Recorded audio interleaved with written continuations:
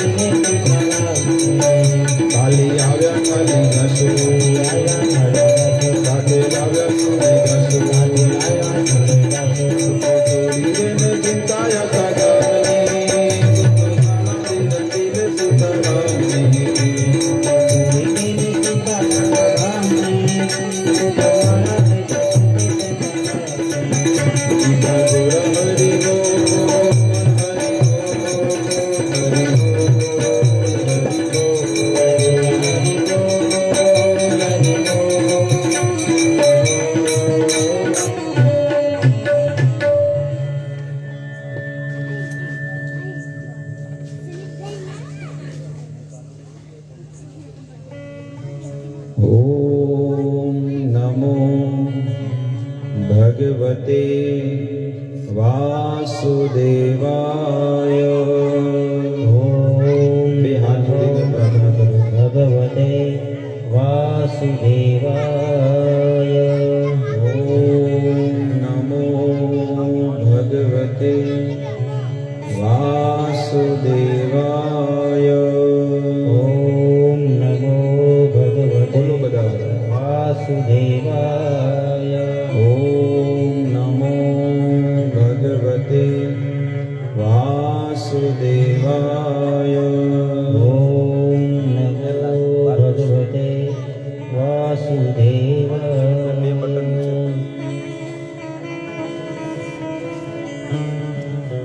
पतली पतली पीनो છે ને એ બે નીચે કરો. હા, ઓલી બાજુના બે, ઓલી બાજુની બે વચ્ચે વચ્ચે કરો, બસ બે વચ્ચે કરો. હરે હરે કૃષ્ણ રાધે શ્યામ.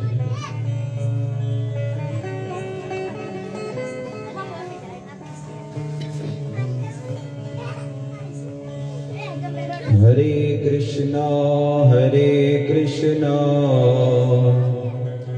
कृष्ण कृष्ण हरे हरे हरे राम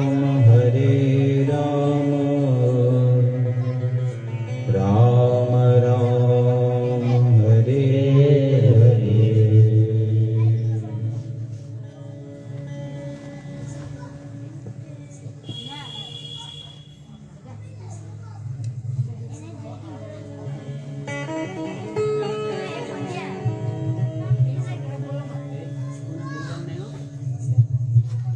બધા શાંતિ રાખે બાળકો.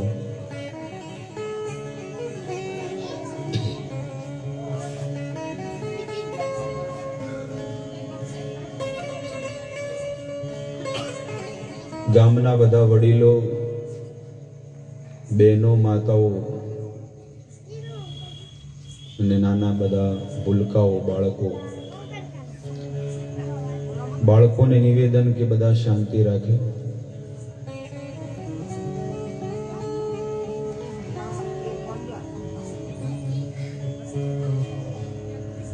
જીવનું સ્વરૂપ છે કે ભગવાનની સેવા કરવી. જો કોઈ મનુષ્ય ભગવાનની સેવા નથી કરતો તો એને સંસારના માણસોની સેવા કરવી પડે છે. સેવા કરવી એ જીવનો ધર્મ છે. પણ એ જીવાત્મા સંસારી જીવની જો સેવા કરે ને તો એને 84 ના ચક્કરમાં દુઃખ ભોગવવું પડે છે. બેને અલગ કરી દો એટલે મેળ પડી જાય.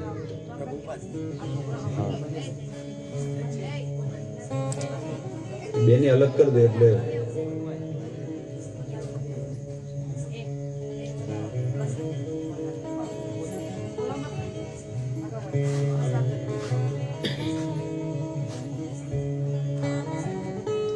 જીવેર સ્વરૂપ હોય નિત્ય કૃષ્ણદાસ. ભગવાનનું સ્વરૂપ છે કે ભગવાન જીવનું સ્વરૂપ છે કે ભગવાનની સેવા કરવી એનો ધર્મ છે.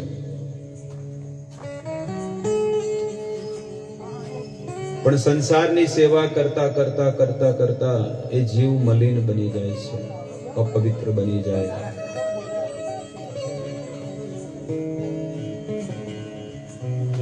એટલા માટે આ જીવને 84 લાખ પ્રકારના શરીરમાં ભટકવું પડે છે, અલગ અલગ શરીરોમાં.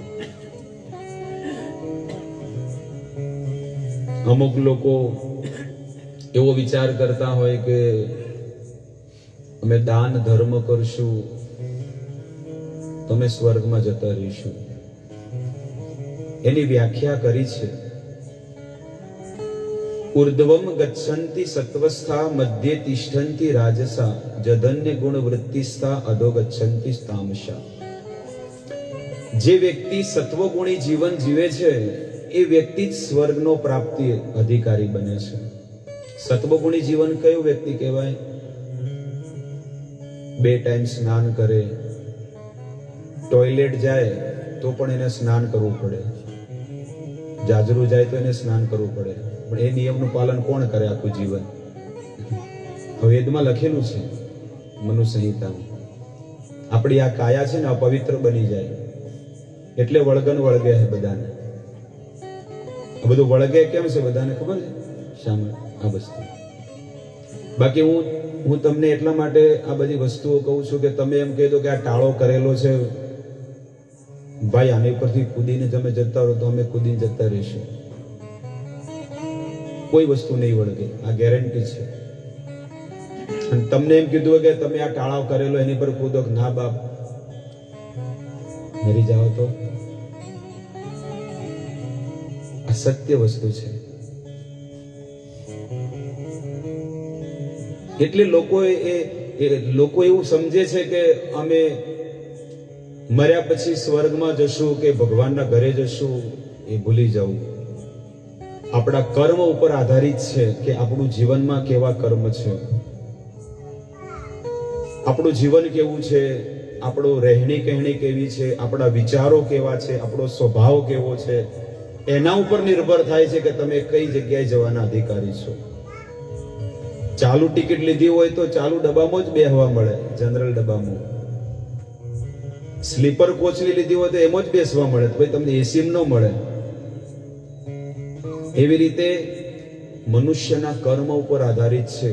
ભગવાન અર્જુનને કહે છે કે મનુષ્યના જીવન ઉપર આધારિત છે કે એને કેવું જીવન જીવે છે.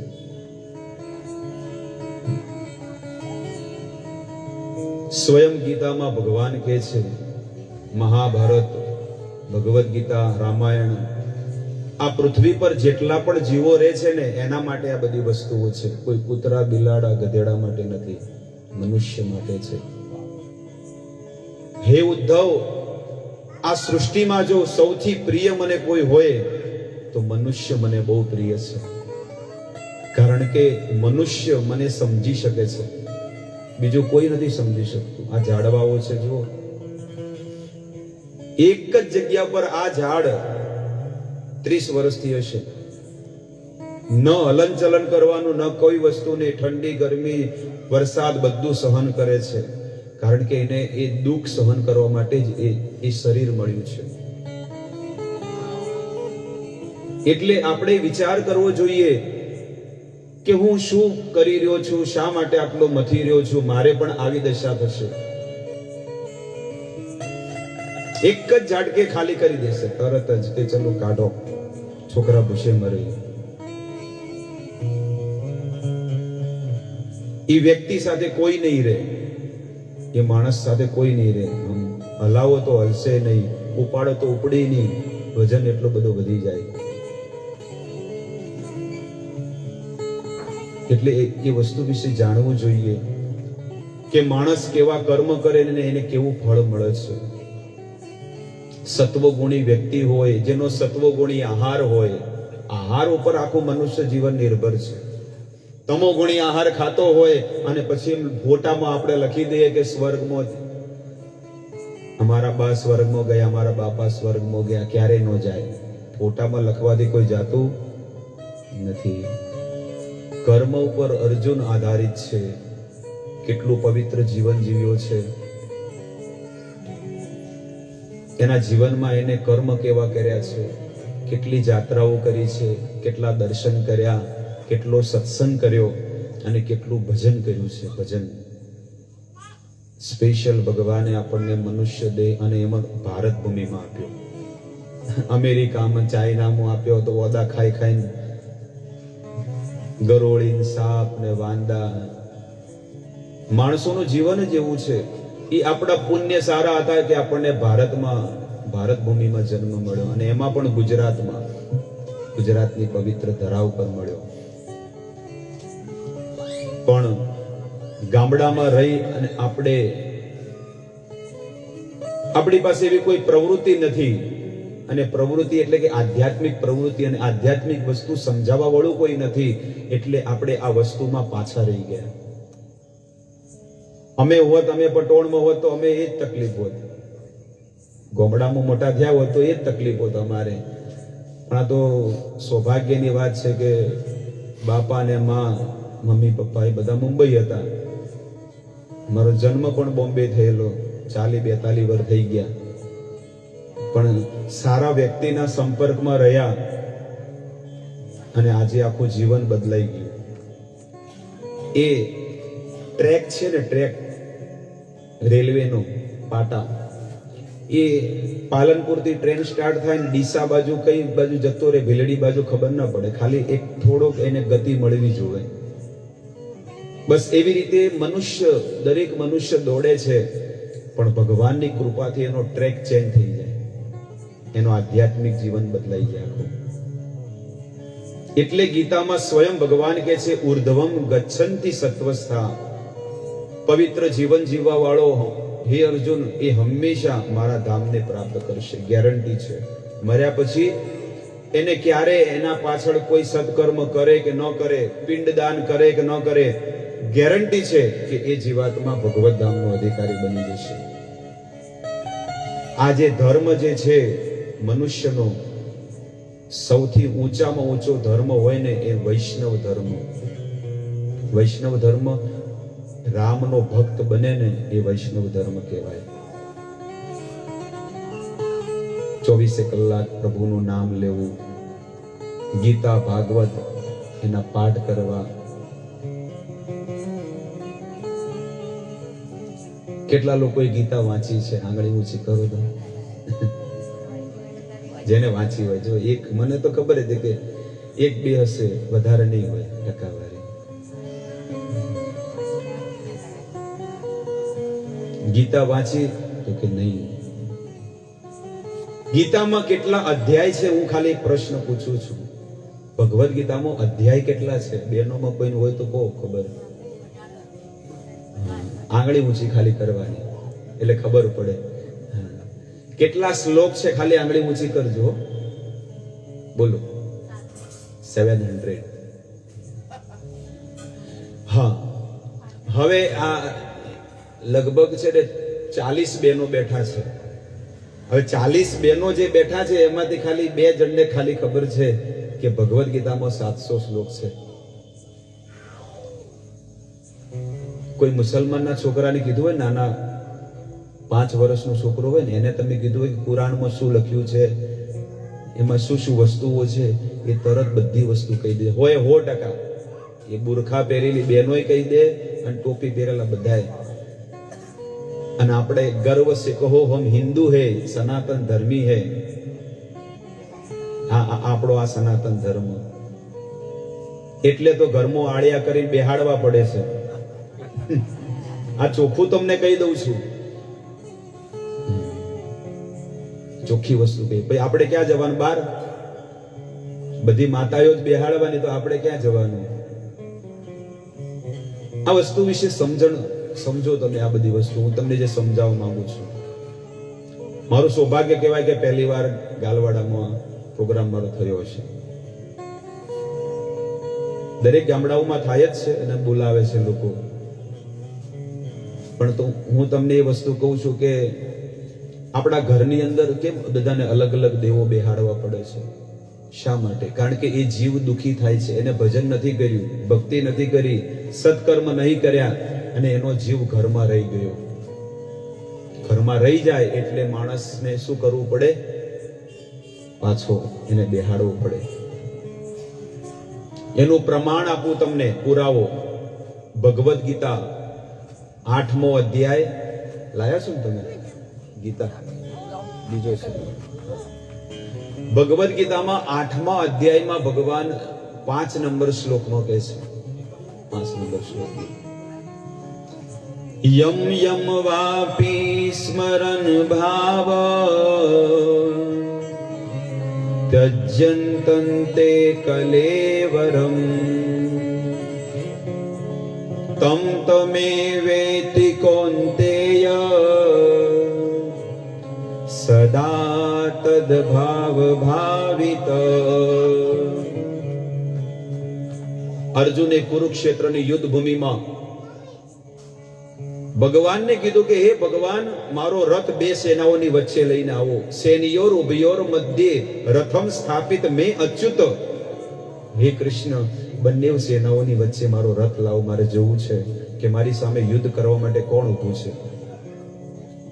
અને ભગવાન 2 સેનાઓ, કૌરવોની સેના, આ બાજુ પાંડવોની સેના, અને ભગવાન રથ લાઈન ઉભો રાખ્યો વચ્ચે. જોઈ લે અર્જુન, તારી સામે યુદ્ધ કરવા વાળા કોણ છે. જેના ખોળામાં તું મોટો થયો હતો ને, એ તારા દાદા ભીષ્મદેવ. જે ગુરુની પાસે અસ્ત્ર શસ્ત્ર વિદ્યા તું જે શીખ્યો છે ને, એ તારા ગુરુદેવ આજે દ્રોણાચાર્ય તારી સામે ઉભા છે. અને ભગવાન આંગળી સિંધીને કહે છે કે જો આ તારા કાકાના છોકરા જ છે તારી સામે યુદ્ધ કરવા, બીજું કોઈ નથી. ધૃતરાષ્ટ્રના દીકરા 100 કૌરવો. અર્જુનને પરસેવો છૂટવા લાગ્યો અને અર્જુન કહે છે કે આ મારા પરિવારના સદસ્યો મારી સામે યુદ્ધ કરવા આવ્યા છે, અને આ મારા ગુરુ છે, આ મારા દાદા છે, આ લોકોને મરાય ન મરાય. ગુરુ ન હત્વા હિ મહાનુભાવ. બીજો અધ્યાય 5 નંબર શ્લોક. ક્ષેયમ ભોક્તુમ ભેક્ષમ ઇહ લોકે. હું ભીખ માગીને છે ને મારું જીવન ચલાવી લઈશ, પણ હું યુદ્ધ તો ક્યારેય નહીં કરું જીવનમાં. ત્યારે ભગવાન એ અર્જુન છે ને ભગવાનને શરણાગતિ સ્વીકાર કરી દે કે તમે મારા ગુરુ છો અને હું તમારો શિષ્ય છું. શિષ્યસ્તેહમ સાધિ મામ ત્વં પ્રપન્નમ. અર્જુન કે છે કાર્પણ્ય દોષો અપહત સ્વભાવ પૃચ્છામિ ત્વામ ધર્મ સંમૂઢ ચેતા યત શ્રેયતામ નિશ્ચિતમ બ્રૂહિ તન્મે શિષ્યત્યેહમ સાધિ મામ ત્વં પ્રપન્નમ. ભગવાન બીજા અધ્યાયના 7 નંબર શ્લોકમાં કહે છે, અર્જુન કહે છે કે હું તમારો શિષ્ય બની ગયો, ચેલા, અને તમે મને જ્ઞાન આપો, ભક્તિનું જ્ઞાન આપો, આત્માનું જ્ઞાન આપો કે આત્મા શું છે.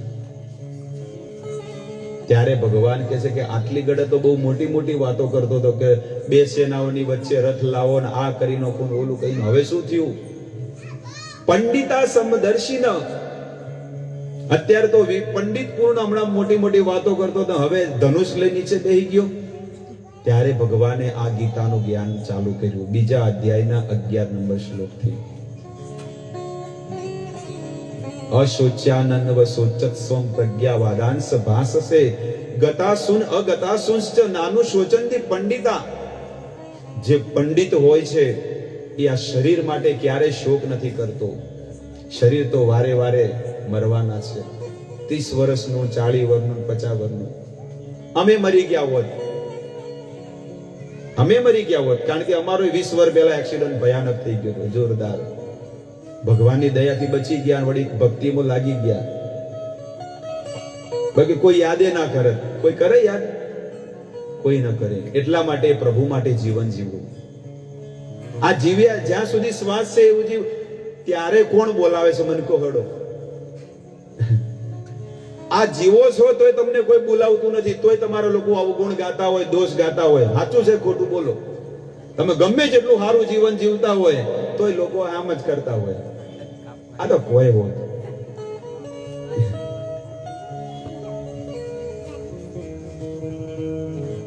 આવું જીવન છે. હંમેશા લોકોમાં દોષ જોવાની આ વૃત્તિ છે માણસોમાં, દરેક માણસની અંદર. આમાં આવું છે ને આમાં આવું છે. એને એમ કીધું હોય કે ફલોણી વહુ વિશે બોલો તો આખો ચોપડો ફેંદી નાખશે. એટલું મહાભારત કે ગીતાનું જ્ઞાન નહીં હોય, પણ એને બધું જ્ઞાન હશે કે ચલો આ ગીતાનું જ્ઞાન છે, કેટલા શ્લોક આવડે છે, કઈ નહીં આવડે. ફલોણાની વહુ ગીતા વિશે બોલો, રમેશભાઈની વહુ છે ને ગીતાબેન, એના વિશે બોલો તો એના વિશે આવડશે, પણ આ ગીતા વિશે નહીં. અર્જુન કે છે, ભગવાન અર્જુનને આ જ ઉપદેશ આપે છે શરીર અને આત્માનો ક્યારે વિનાશ નથી થતો. શરીરનો વિનાશ થાય છે અર્જુન. આ શરીર વારે વારે બદલે છે, વારે વારે બદલે, અને આત્મા ક્યારે નથી બદલતો. અત્યારે અહીંયા જન્મ લીધો છે એટલે આપણો આ સમાજ છે કે મારો આ 180 નો સમાજ, હું આ ગોળનો, એમાંય પાછા હું આ ગામનો, આ કુટુંબનો, આ મારો પરિવાર. પણ અહીંયાથી માણસ મરે અને પાકિસ્તાનમાં જન્મ લે એટલે એનો વળી ધર્મ બદલાઈ ગયો. શું કરવાનો? વજ્રાસનમાં બેસી યા અલ્લાહ. એ જ માણસ અહીંયા હતો એટલે એને બીજો ધર્મ હતો, આ ધર્મ હતો. હાથ જોડીને કે હે પ્રભુ, પ્રાર્થના કરવી, નમન કરવું. પણ એ જ માણસ, એ જ અંદર જે આત્મા બેઠેલો હતો એ ઉડી ગયો અને ખોળિયાને બાળી દીધું સિદ્ધપુરમાં અથવા ગામમાં. અને એ જ આત્મા પાકિસ્તાનમાં જન્મ જઈને લઈ લીધો એટલે એનો ધર્મ બદલાઈ ગયો. એ જ માણસ છે. તો કેટલા ધર્મ બદલાવા અર્જુન? અને એ જ આત્મા જયારે પાકિસ્તાનમાં જન્મ લઈને મરી ગયો તો દફનાઈ દીધો જમીનમાં. અને એ માણસ જયારે મરી ગયો એટલે અમેરિકામાં જન્મ લીધો અને ક્રિશ્ચન બની ગયો. ક્રિશ્ચન. અને એ જીસસ ક્રાઇસ્ટને ભજે છે. આ વારે વારે આ શરીરો બદલતા રહે છે પણ તો એની મુક્તિ થતી નથી, એને મોક્ષ નથી મળતો. ભટકતા રહીએ બસ, અને ભટકતા જ રહીશું. કંકુબાઈના ભજનમાં ગાય છે ને, એવા આત્માને ઓળખ્યા વિના આ ભવના ફેરા નહીં રે ટળે. એવા આત્માને ઓળખ્યા વિના રે એ ભવના ફેરા નહીં તો મટે.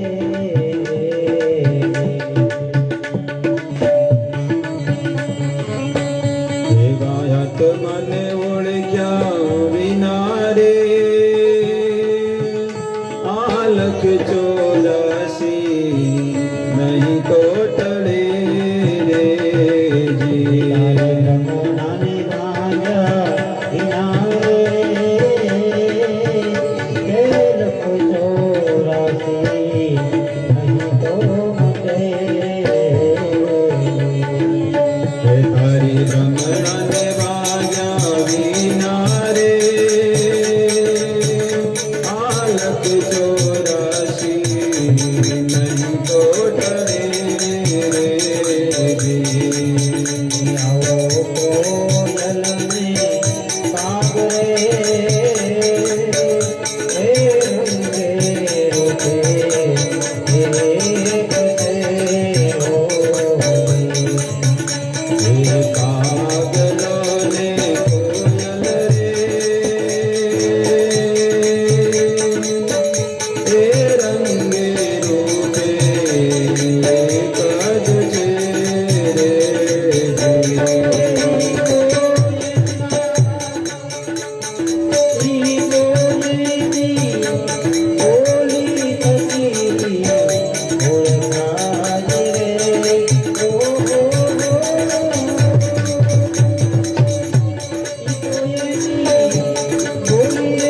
થતી ઓળખાય રે ઓ આત્માને ઓળખ્યા વિના રે આ ભવના ફેરા નહીં તો ટળે રે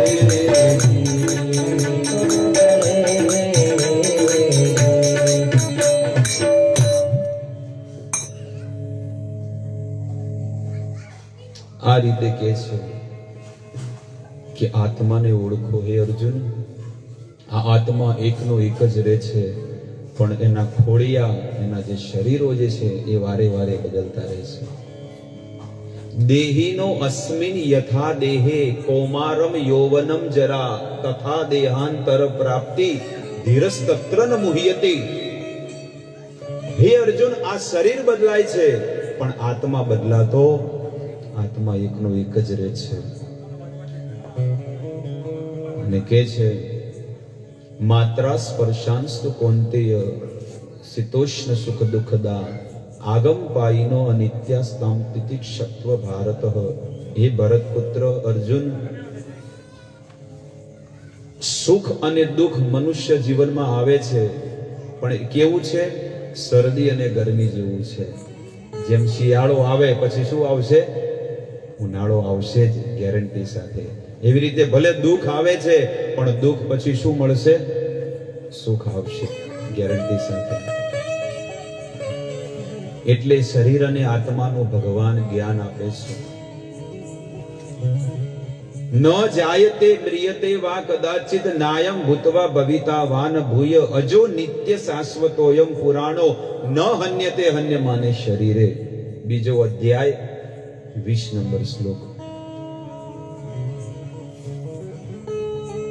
આત્મા ક્યારે મરતો નથી. ન જાયતે મ્રિયતે, મ્રિયતે એટલે ક્યારે નથી મરતો. નાયમ ભૂતવા એટલે કે ભૂતકાળમાં ક્યારે મર્યો નથી અને ભવિષ્યમાં મરવાનો નથી. નથી ને નથી. છાપ મારી દીધી. પેલો ભૂવો દોડાનો કે છે ને એમ આ ભગવાને પણ છાપ મારી દીધી કે આત્મા ક્યારે નથી મરતો. શરીર મરે છે, શરીરને દુઃખ થાય છે, આત્માને કાંઈ વસ્તુ નથી થતી. એ તો તરત બીજું ખોડિયું લઈ લે, તરત જ મળી જાય. પણ ક્યારે મળે ખબર છે? એની વ્યાખ્યા પણ હું કરીશ ક્યારે મળે છે. વાલ્મીકી રામાયણમાં ક્લિયર લખેલું છે, પ્રૂફ સાથે 5 કરોડ વર્ષ પછી એને મનુષ્ય દેહ મળે છે. 5 કરોડ વર્ષ. 84 લાખ પ્રકારના, જે હમણાં ભજન ગાયું ને એની અંદર કે છે કે આત્માને ઓળખ્યા વિના આ ભવના ફેરા નહીં ટળે. હવે આ લીમડાનું ઝાડ જે છે એ 25-30 વર્ષથી છે અંદાજે. કેટલા વર્ષ? એટલું હશે ને, બરોબર છે. હવે એ 30 વર્ષ એક ઝાડમાં તમે ગણો, 30 વર્ષ ગુણ્યા 84 લાખ કરો. અરે 30 વર્ષે નહીં કરવા, ખાલી 5 વર્ષ જ ખાલી ગણો, વધારે નહીં ગણવાનું. 5 વર્ષ ગુણ્યા 84 કરો, 84 લાખ ગુણ્યા 5 કરો તો કેટલા થાય? પણ એક એક શરીરમાં વડલાનું ઝાડ જે છે ને, વડલાનું ઝાડ અંદર છે ને તમારે, કેટલા વર્ષ જૂનું હોય ખબર છે? 400 વર્ષ જૂનું હોય. 300 વર્ષ સુધી. કાચબાનું શરીર હોય ને, એ 300 વર્ષ સુધી કાચબો જીવે. 300-400 વર્ષ સુધીનું આયુષ્ય હોય છે. આટલું લાંબુ આયુષ્ય બધાનું હોય. તો એક એક શરીરમાં આટલું બધું જીવન જીવવાનું, તમે વિચાર કરો કે લોકો કેટલું 84 લાખ પ્રકારના શરીરમાં ભટકી અને આપણને માત્ર ને માત્ર 50 વર્ષનું જીવન મળ્યું છે. 50 વર્ષ, 50 વર્ષનું જીવન મળ્યું, એમાં 20 વર્ષ તો ઊંઘવામાં કાઢી નાખ્યા. રોજ રાતે 10 વાગે 11 વાગે ઊંઘી જાઓ, સવારે 7 વાગે 6 વાગે ઉઠે બધા. એટલે રોજના 10 કલાક તો ગણી લો ઊંઘવાના. 8 કલાક 9 કલાક 10 કલાક સરેરાશ.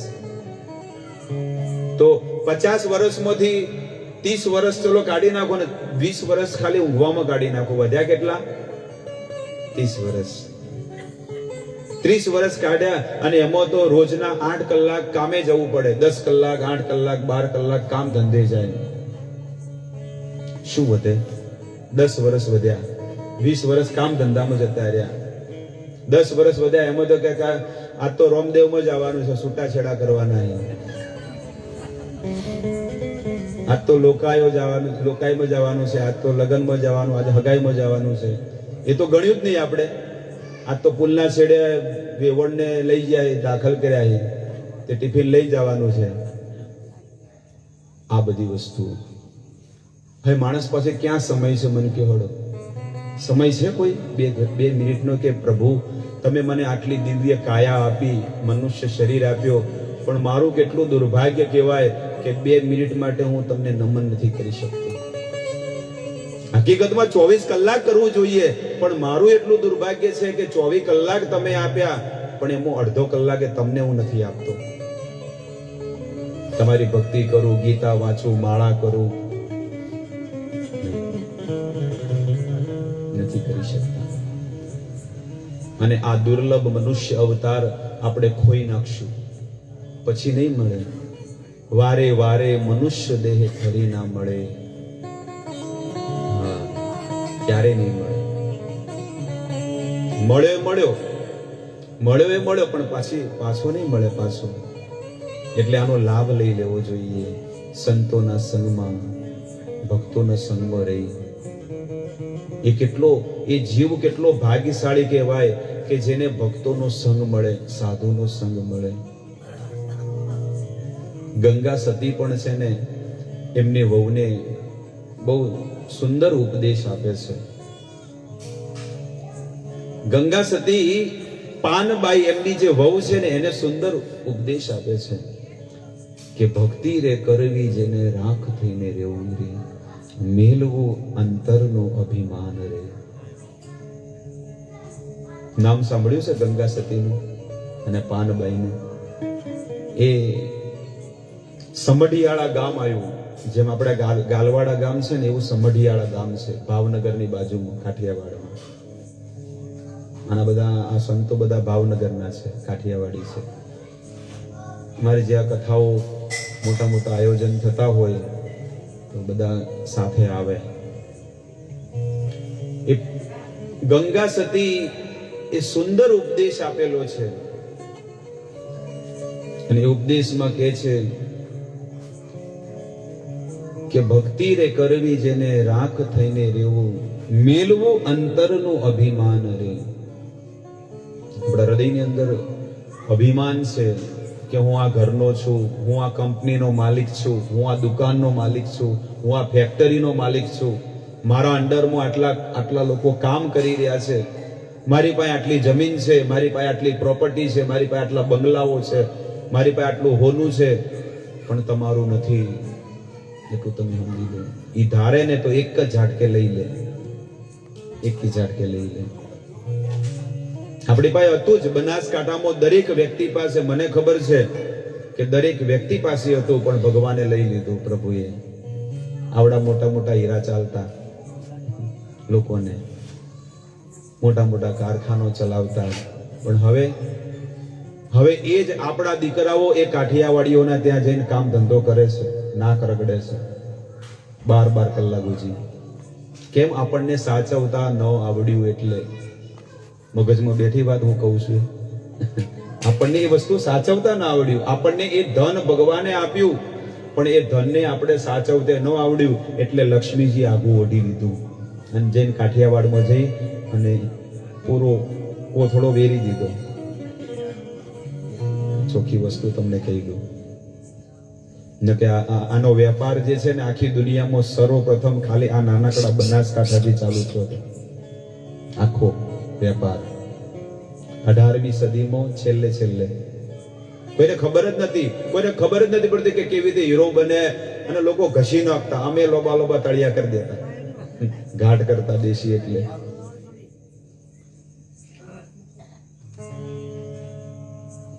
ખબર ન પડતી, પણ તો એ ધનને લોકોને સાચવતા ન આવડ્યું. અને ધનને લક્ષ્મી તો વર્ષા, દરેકના ઘરે વર્ષા, પણ લક્ષ્મીને નારાયણની સેવામાં વાપરતે ન આવડ્યું એટલે લક્ષ્મીજી આગું ઓઢી દીધું તરત. અને તમે જુઓ સૌરાષ્ટ્ર કાઠિયાવાડ બાજુ તમે જુઓ, કોઈ પણ વ્યક્તિ ધન કમાતું હોય, વર્ષના 2 કરોડ રૂપિયા કમાય ને એટલે એની અંદરથી 20 લાખ રૂપિયા છે ને ધર્મમાં લગાડી દે. ગૌ સેવામાં, સાધુ સેવામાં, અન્ન ક્ષેત્રમાં, અથવા ગામના જેટલા પણ સદસ્યો હોય એને લઈ જાય ગંગાજી અને તેઓ કે 7 દાડાની કથા રાખો અને પુણ્ય કરો, ધર્મ કરો આપણા પિતૃઓના કલ્યાણ માટે. આપણા પિતૃએ આપણને જન્મ મળ્યો છે, પિતૃઓના માધ્યમથી મળ્યો છે, તો પિતૃઓની તૃપ્તિ માટે તો કરો. પણ કોઈ શ્રાદ્ધ ના નોખવો, કોઈ કાંઈ નહીં. આ બધી વસ્તુ છે. શું કરવાનું? શું જીવન છે માણસનું? એટલે કે છે કે એ જીવને જ્યારે મરે ને એટલે એને બહુ કષ્ટી ભોગવવી પડે, બહુ દુઃખ ભોગવવું પડે છે. જે તે સમયે જે ઘડીએ એ માણસ મરે ને એટલે એને 3 જણા પકડવા આવે છે. ગરુડ પુરાણમાં લખેલું છે 3 જીવ. સપાસ હસ્તાન તીન દ્રષ્ટવા ઉર્ધ્વ રોમણ નભો બાહુ. સ્વયં ગરુડજી આ જિજ્ઞાસા કરે છે કે હે પ્રભુ, આ જીવ મરે એની શું ગતિ થાય, મર્યા પછી શું ગતિ થાય છે? એટલે કે 3 જણા પકડવા આવે, જમડા. એ 3 જણ પકડવા આવે ને એટલે એ જે મરવા વાળો જે જીવ હોય ને એને તરત ખબર પડી જાય કે મને પકડવા આવ્યા છે, હવે મને લઈ જાય હવે આ કોળિયામાંથી. અને જ્યારે એને પકડવા આવે એટલે એને મોઢામાં દોરડું બાંધી દે રીતસર, પણ એ દોરડું કોઈને દેખાય એ માત્ર એ જીવને જ દેખાય છે. અને આવી રીતે મનસા વાચા કર્મણા, મનથી પાપ કરતા હોય, મનથી. વાચા એટલે કે વાણીથી પાપ કરે માણસ, કોકને હૃદય દુભાવે છે. અને કર્મણા એટલે કે શરીરથી, આ શરીરથી આપણે પાપ કર્મ કરતા હોય અને આ બધું છે ને જીવને ભોગવવું પડે છે. એટલા માટે 3 જમડા આવે છે અને એને ઉપાડીને લઈ જાય છે. ગરુડ પુરાણમાં એ વસ્તુનું વર્ણન ભગવાન સ્વયં ગરુડજીને કરે છે કે હે ગરુડજી, જે માણસ મરે અને મળ અને મૂત્રનો જો ત્યાગ કરે તો એ નરકનો અધિકારી છે, હોય 100% પાકો. અને જેનો આત્મા નાભીમાંથી નીકળે, જેનો આત્મા મોઢામાંથી નીકળે, જેનો આત્મા આંખોમાંથી નીકળે, જેનો આંખમાં આજે આત્મા નાક અને કાન દ્વારા નીકળે એ ઉર્ધ્વ ગતિને પ્રાપ્ત કરે છે. પણ મળ વિભાગ અને મૂત્ર વિભાગમાંથી જો આત્મા નીકળે એટલે એની અધોગતિ થઈ જાય, એની જિંદગીમાં ક્યારે સદગતિ નહીં થાય. અને એના કર્મ ઉપર આધારિત છે બધી વસ્તુ. અને એને પકડીને લઈ જાય છે અને એની જમીન કેવી હોય છે કે 200 ડિગ્રી તાપમાન, 200 ડિગ્રી તાપમાન તાંબાની જમીન હોય છે. અને મારતા મારતા લઈ જાય એને. અને અહીંયા પૃથ્વી પર તો કેવું હોય, બધે ફોન કરી દે કે ભાઈ સવારમાં અંતિમ ક્રિયા કરવાની છે. પણ એ જે જીવ જે છે ને એને મારતા મારતા લઈ જાય 99,000 યોજન. કિલોમીટર ગણવા હોય તો કેટલા થાય? 3,02,76,000 કિલોમીટર. અમે હિસાબ માર્યો એટલે એની અંદર જોયું કે કેટલા કિલોમીટર થાય અહીંયાથી નરક વિભાગ. એટલે અંદર હિસાબ આવ્યો કે 3,02,76,000 કિલોમીટરનો પ્રવાસ જ્યારે એને અમુક જ ઘડીમાં પૂરો કરવો પડે છે. અને એનો ચોપડો ખોલવામાં આવે, ચિત્રગુપ્ત ખોલે એનો ચોપડો, અને એ ચોપડાની અંદર બધો હિસાબ કિતાબ હોય. 8 વર્ષથી લઈ અને ઘડપણ ઉજીનો 8 વર્ષથી ચાલુ થાય કર્મ. ગરુડ પુરાણ કહે છે એનું કર્મ ક્યારથી ચાલુ થાય? 8 વર્ષથી ચાલુ થાય કોઈ પણ મનુષ્યનું. અને એ કર્મ બધું લખાતું જાય છે. આપણું જે કર્મ કે આ તારીખે આટલા વાગે તમે ક્યાં હતા, શું કર્મ કરતા હતા, એ બધું લખાઈ જાય છે, બધું લખાઈ જાય. અને પૃથ્વી પર તો બધી વસ્તુ તૈયારી થઈ જાય કે ભાઈ બધાને ફોન કરી દો, બધાને બોલાવી દો ને 7 વાગે કે 8 વાગે આપણે અંતિમ ક્રિયા કરવાની છે. આવું વસ્તુ હોય છે. ત્યારે એ જીવાત્માને એ કહેવામાં આવે છે કે તમારે પાપ ભોગવવું છે કે પુણ્ય ભોગવવું છે? કઈ વસ્તુ ભોગવવી છે, પાપ ભોગવવું કે પુણ્ય? અને એ છે ને એ જીવાત્મા ડરી જાય છે. અને એ યમરાજજીના ફંદામાંથી છૂટી અને ભાગી અને જે જગ્યાએ મર્યો હોય, ચાહે સ્ત્રી હોય કે પુરુષ હોય, એ જે મર્યો હોય ને એ 12 દાડા ઉજી એના ઘરમાં રહે છે. એ જીવ કેટલા દિવસ ઉજી? 12 દાડા ઉજી રહે એ ઘરની અંદર. અને 12 દાડા ઉજી રહે. અને 12 દાડા ઉજી સૌથી પહેલા તો એના ઘરમાં આવે એટલે એને એ ડેડ બોડી એની જ પોતાની પડી હોય એટલે જોવે કે આ તો હું છું. એની અંદર જવાની કોશિશ કરે પણ હવે મરી ગયો.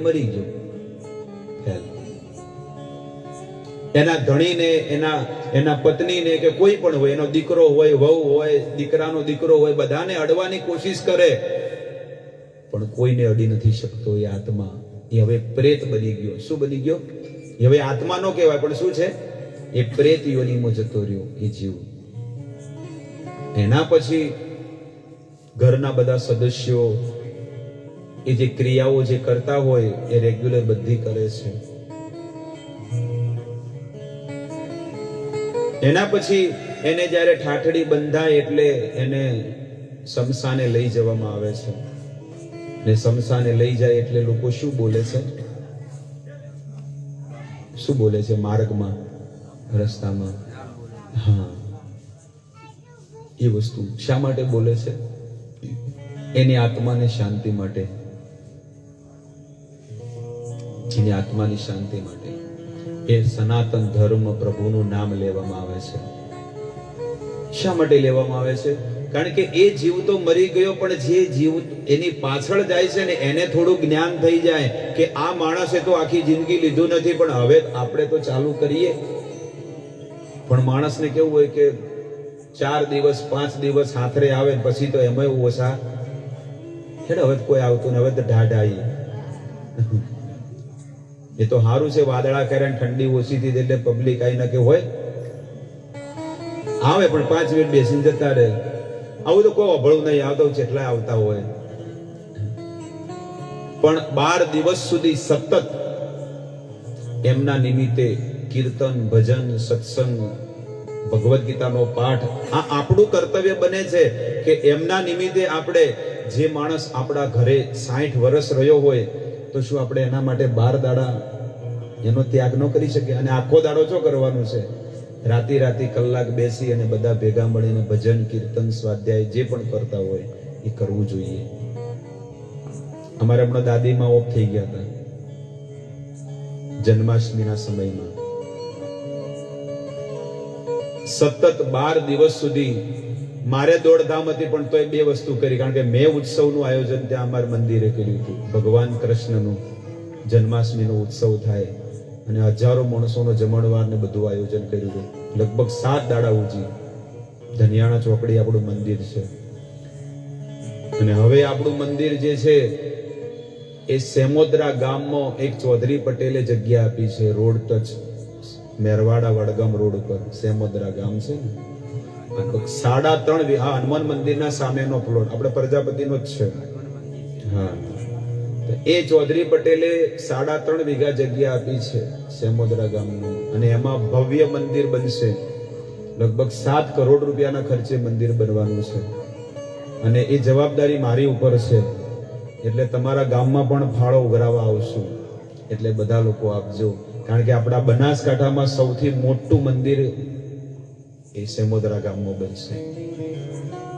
રાધા કૃષ્ણનું, સીતારામ લક્ષ્મણનું એમનું મંદિર બનશે. અને એ મંદિર એવું નહીં કે મોટું મંદિર બનાવી દીધું, નહીં. એ મંદિરમાં રોજના હજારો લોકો આવશે અને દિલ્હીનો ભંડારા ચાલુ રહેશે. હાલે આપણે ચાલુ, આપણું મંદિર ભરેલું ને ભરેલું રહેશે. દર રવિવારે 150-200 માણસો આવે. આજે રવિવાર હતો અને બધાની માટે ફ્રી ઓફ જમવાનું હોય. બધા જે બી આવે બધા મહાપ્રસાદ લઈને જાય બધા. અને આ વસ્તુ લગભગ 8 વર્ષથી ચાલે છે, સદાવ્રત. તો મારા ઘરે મેં આયોજન રાખ્યું હતું 12 દાડાનું સતત.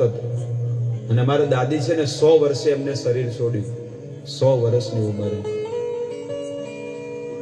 હા, 100 વર્ષે એમને શરીર છોડ્યું. અને એમને નાનપણથી એમનું પિયર જે છે ને ચંગવાડા, એમનું પિયર ચંગવાડા. અને હું મારા દાદીમાની પાસે રોજ જ્યારે પણ મળવા જાઉં ત્યારે એમની પાસે બેસું. એમની પાસે જૂની જૂની વાતો હું લેતો, કે પહેલા કેવું હતું, માં કહેજો પહેલા શું હતું, બધું કહેતા અમને કે કેવી રીતે અમે કષ્ટી ભોગવીને શું શું જીવન જીવ્યા, ને એ જગ્યા કેટલામ લીધી, પ્લોટ કેટલામ લીધો, ઘર કેટલામ લીધું, બધું અમને કહેતા. પહેલાની બધી જૂની જૂની વાતો પણ કહેતા. મેં કીધું માં તમે કેટલા વર્ષથી આ ભગવાનની માળા કરો છો? રામ રામ રામ રામ રામ. આ ભક્તનું જીવન છે ને, ભક્તનું જીવન હું તમને એટલા માટે કહું છું. એવું નથી કે મારા દાદીમાં છે એ મોટા ભક્ત બની ગયા છે, પણ હું તમને એમની વાત કહું છું કે એમને 100 વર્ષ સુધી જીવ્યા. આપણું વેદ કહે છે કે જે 100 વર્ષ સુધી જીવે ને એ નિશ્ચિત ભગવાનના ઘરે જાય છે, આખું આયુષ્ય જીવન જીવીને. બીજી વસ્તુ કે એમને પગમાં સડો થયો હતો, ગેંગ્રીન રોગ કહેવાય ને, એ રોગ થયો હતો. બોમ્બે એમને લઈ ગયા હતા, મુંબઈ. અમારા કાકા કે ચલો મુંબઈ લઈ જઈએ. મુંબઈ હતા, પછી મને ફોન આવ્યો એટલે મેં કીધું કે તમે એક કામ કરો, તમે અહીંયા લાવો પાલનપુર. અને પાલનપુર લાયા, બધા સગા સંબંધીઓ ફઈઓ જે બી બધાને મળ્યા. અને પછી જઈને અમે પેલા સિવિલમાં બતાવ્યું કે શું કહેવા માંગે છે. સિવિલ વાળાએ ના પાડી કે આ કેસ નહીં રહે. પછી અમે આપણા જ સમાજના વ્યક્તિ અરગોવનભાઈ વાલમિયા, મેં ડાયરેક્ટ એમને ફોન કર્યો. એટલે એમને ડાયરેક્ટ એમનો દીકરો એમનો ડોક્ટર છે, ડોક્ટરોના માધ્યમથી ડાયરેક્ટ માવજતમાં થઈ ગયું કામ. અને એ એટલી પીડા થાય છે શરીરમાં, પણ એને કોઈ કષ્ટ નહીં થતું. બોલો. અને ભગવાનનું નામ ચાલુ છે. મેં કીધું ભગવાનનું નામ લો. હા, એ તો લઈશ, ભગવાનનું નામ લઈશ. અહીંયા સુધી પગ કાપી નાખ્યો ડોક્ટરે, અહીંયા સુધી પગ કાપી નાખ્યો. પગ તો આટલો હડ્યો હતો, પણ આટલા સુધી પગ કાપી નાખ્યો. અને આઈસીયુ માંથી પેલા ઓપરેશન માંથી બહાર લાયા ને તો વાતો કરતા હતા. 2 દિવસ રહ્યા જીવતા. આઈસીયુ માં લઈ ગયા ને, આઈસીયુ માં પણ ભગવાનના કીર્તન કરે છે ને. એનો આ મોબાઈલ ની અંદર મારી પાસે વિડીયો છે, હું તમને બતાડું. એ નર્સ પણ વિચાર કરે છે કે પહેલી વાર મેં આવા દાદીમાં જોયા કે આટલો પગ કપાયેલો છે, આવી દશા છે, તો એ પ્રભુનું કીર્તન કરે, ભગવાનની ભક્તિ કરે છે. ધન્ય એકાદશી, એકાદશી કરીએ તો વૈકુંઠ પામીએ. એમને આખું જીવન સવાર અને સાંજ 2 ટાઈમ માળા કરી, સત્સંગ કર્યા, ભજનો કર્યા, ઘણી બધી વસ્તુઓ કરી અને સારું ને પવિત્ર જીવન જીવી અને ભગવાનને પ્રાપ્ત થઈ ગયા. તો શું એના દીકરાઓનું કર્તવ્ય નથી બનતું કે એના વંશવેલામાં આજે આખો વંશવેલો આજે ધર્મના માર્ગે લાગ્યો છે, એમના પરતાપે લાગ્યો છે. આ વંશ આટલો કે છે ને કે ફલીભૂત થયો છે, એ શેના કારણથી થયો છે? આપણા વડવાઓની કૃપાથી થયો છે.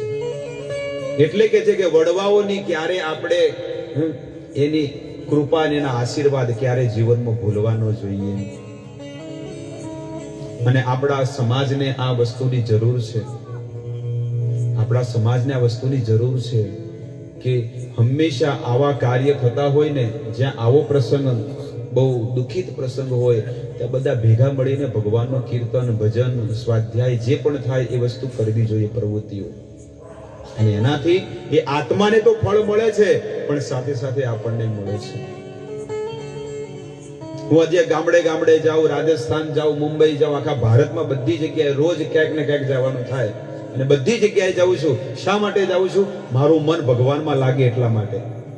નહીં કે ઘરે બેઠા હોય તો હુઈ જાય, ભગવાને ઘણું આલ્યું છે, હવે સુખ શાંતિ લીલા લહેર છે, કોઈ ટેન્શન નથી, બેઠે બેઠે ખાઉં છું. નહીં, આપણું મન 24 કલાક ભગવાનમાં લાગેલું રહે. તમને 1 કલાકથી 1.5 કલાકથી જે કહું છું એના માટે કંઈક વાંચવું તો પડે, વેદો ખોલવા પડે, તો હું અહીંયા કંઈક કહું ને. એટલા માટે એ જીવની વાત કરું છું તમને, કે જે જીવ આપણા ઘરમાં રહ્યું છે ને એના માટે સત્કર્મ કરવું જોઈએ, 12 દાડા ઉજીવ, અને એને મોક્ષ મળે છે.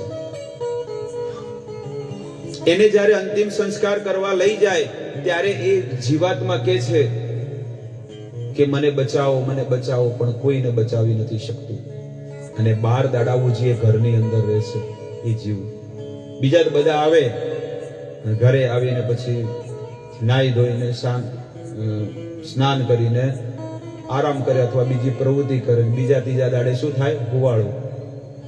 અને પછી 4-5 દાડા થાય એટલે લોકાઈ ચારો. અને પછી બધા ભૂલી જાય. પણ એના માટે સત્કર્મ કરવું જોઈએ. એને કેટલું કેટલું કષ્ટ પડે છે.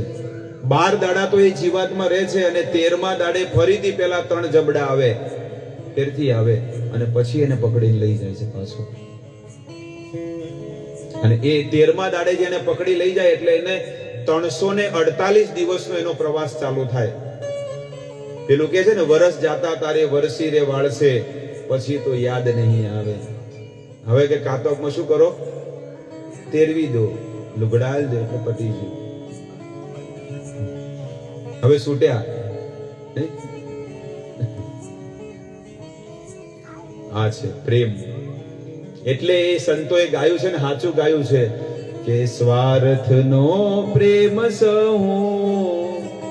ઉપલો બતાવશે, રોદડા રડીને દેખાડશે રે. સ્વાર્થનો પ્રેમ સૌ ઉપલો બતાવશે. એટલો સ્નેહ ને એટલો પ્રેમ નથી બધાને. જે પહેલા કેટલો પ્રેમ ને સ્નેહ હતો, 25 વર્ષ પહેલા, 30 વર્ષ પહેલા, કે એકબીજાને લોકો મળતા તો કેટલો સ્નેહ ને પ્રેમ હતો. પણ એ પ્રેમ હવે વેચાઈ ગયો. એ પ્રેમ વેચાઈ ગયો. હવે કોઈની જગ્યાએ કોઈને પ્રેમ છે જ નહીં એવો. પેલા તો આવતા ભાણિયા આવતા, મામાના ઘરે જાતા, બહેનો આવતી, બધા અને એકબીજાને કેટલા મળતા. અને હવે જમાનો કેવો થઈ ગયો? ફાસ્ટ જમાનો. કોણ આવ્યું કોણ જ્યું કોઈ ખબર નહીં. બસ 13મા દિવસે એને પકડીને લઈ જાય અને કહે છે કે હે ગરુડજી, એને છે ને જ્યારે લઈ જાય ને એટલે ચપ્પલ વગર એને મારતા મારતા લઈ જાય. 16 પુરીઓ આવે છે. પુરી એટલે કે સ્ટેશન. સંસ્કૃતમાં એને પુરી કહેવામાં આવે, પણ એને સ્ટેશન કહે છે. 16 સ્ટેશન આવે કે ભાઈ સ્ટેશન આવે એટલે થોડી વાર આરામ કરવા મળે. અને એ હરેક સ્ટેશનમાં એને આરામ કરવા મળે. પછી કે મને તરસ લાગી છે, ભૂખ લાગી છે, મને ખાવાનું આપો, ખાવાનું આપો. ભૂખ લાગી, ખાવાનું નહીં મળે. હાલો તરસ લાગી છે એટલે એને શું મળે છે? મળ, મૂત્ર, પરુ, માંસ, મજ્જા, હાડકા, એને બધું ગ્રાઇન્ડર કરીને આવે પીસી અને એનો જે જ્યુસ આવે ને એને પીવડાવે છે. આપણે બધી વસ્તુ ભોગવીને આયા, પણ આપણને ભગવાને બધું ભૂલવાડી દીધું. યાદ રહે તો બધું તો આપણે ભજન ન કરીએ, એક માળા ન કરીએ, પણ બધું ભૂલવાડી દીધું. એટલે આ માયા જાળમાં ફસાઈ ગયા. આટલું દુઃખ પડે તો એ માણસ પ્રભુને એમ એક મિનિટ એમ ના થાય કે હું પ્રભુને યાદ કરું. અને એને મારતા મારતા ફરીથી બીજી પુરીમાં લઈ જાય, ત્રીજી પુરીમાં, કે 16 પુરીઓ, 16 સ્ટેશનો આવે અને 17મું સ્ટેશન ડાયરેક્ટ નરક વિભાગ આવે. નીચે અલગ અલગ આ જે પૃથ્વીનો દડો છે એવા નીચે 7 દડાઓ છે અંદર. એને કહેવાય ગ્રહ. અતલ, વિતલ, સુતલ, તલાતલ, મહાતલ, રસાતળ ને પાતાળ. આ ટોટલ 7 લોક આ ધરતીની નીચે આવેલા છે. ઉપર મહરલોક, જનલોક, સ્વર્ગલોક, તપલોક, સત્યલોક અને બ્રહ્મલોક. અટલ 6 લોક ઉપરના લોકમાં આવેલા છે. અને વચ્ચે સેન્ટરમાં આ પૃથ્વી છે. તો પૃથ્વી એક જંકશન છે. જેવી રીતે પાલનપુર જંકશન છે. પાલનપુરથી તમે આબુ રોડે જઈ શકો, પાલનપુરથી તમે મુંબઈ જઈ શકો, અને પાલનપુરથી તમે ડીસા, ભીલડી અને ભુજ કચ્છે જઈ શકો. એના 3 રૂટ છે. પણ એના માટે તમારે ક્યાં આવવું પડે? પાલનપુર તો આવવું જ પડે. એવી રીતે ભગવાન કે છે કોઈને સ્વર્ગમાં જવું હોય, કોઈને વૈકુંઠમાં જવું હોય, કોઈને નરકમાં જવું હોય, પણ એનું જંકશન કયું છે? પૃથ્વી. આ પૃથ્વીનો લોક છે. અને અહીંયાથી જ માણસના કર્મ નક્કી થાય કે એ કયા જગ્યાએ જશે. નરકમાં જવાનો અધિકારી છે, સ્વર્ગમાં જવાનું છે, કે પછી વૈકુંઠમાં જવાનો અધિકારી છે. આવી રીતે 1 વર્ષ જ્યારે પૂરું થાય અને એને ફરીથી ત્યાં એને પ્રસ્તુત કરવામાં આવે છે, અને એને ફરીથી એનો ચોપડો બધો ખુલે 1 વર્ષ પછી પાછો. 1 વર્ષ પૂરું થાય ને એટલે આપણે હોય કે હવે 13વો પડા. પણ ત્યાં આગળ એ માણસને છે ને ચોપડો ખુલે અને પછી કે ભાઈ આને આટલા પાપ કર્યા છે. એ કે મેં નથી કર્યા, એ કે પાપ. એટલે આપણા પુરાવા જે હોય ને, સાક્ષી, એને બોલાવવામાં આવે. કયા સાક્ષીઓ છે કોઈને ખબર છે? આપણા સાક્ષીઓ કયા છે ને કેટલા છે? ભાગવત પુરાણમાં લખેલું છે અને ગરુડ પુરાણમાં પણ છે. આપણા 13 સાક્ષીઓ છે. સૂર્ય, અગ્નિ, ખમ એટલે કે આકાશ, આ બધા કેમેરાઓ છે. જેવી રીતે તમે કોઈ બેંકમાં જાઓ, બેંકમાં એટલે 12 કેમેરા નહીં મૂકેલા? જેવા અંદર જાઓ તો અંદર પણ એક કેમેરો મૂકેલો હોય. કેશિયર પાસે જાઓ તો ત્યાં કેમેરો હોય. અને બધી જગ્યાએ કેમેરા મૂકેલા હોય. પણ જે ઓફિસ, જે બેંકનો માલિક જે છે ને, મેનેજર, એ પોતાની ઓફિસમાં બેઠો બેઠો દરેક વસ્તુ જોતો હોય છે. છે કે નહીં? એવું જોયું છે ને? તો આ સંસારનો માણસ જો આવી દિમાગ લગાડીને આ કામ કરી શકતો હોય તો મારા ભગવાને નહીં કર્યો હોય? પ્રભુએ કર્યો છે કે નહીં કર્યો હોય? આ કેમેરા ભગવાન કે છે મેં ગોઠવેલા છે અને એ તમારી સાક્ષી ભરે છે. સૂર્ય દેવતા. એવી કઈ જગ્યા છે કે જ્યાં આગળ સૂર્ય દેવતા ના હોય? મને બતાવો. સૂર્યનો પ્રકાશ ના હોય, બતાવો. એવી કઈ જગ્યા છે કે જ્યાં હવા ના હોય? હવા બધી જગ્યાએ છે. જળ દેવતા, અગ્નિ દેવતા, આ ધરતી માતા, 8 દિશાઓ, પૂર્વ, પશ્ચિમ, ઉત્તર, દક્ષિણ, આ આપણા સાક્ષી ભરે છે. આપણી ઇન્દ્રિયો, આપણી બધી ઇન્દ્રિયો આપણી સાક્ષી ભરતા હોય છે.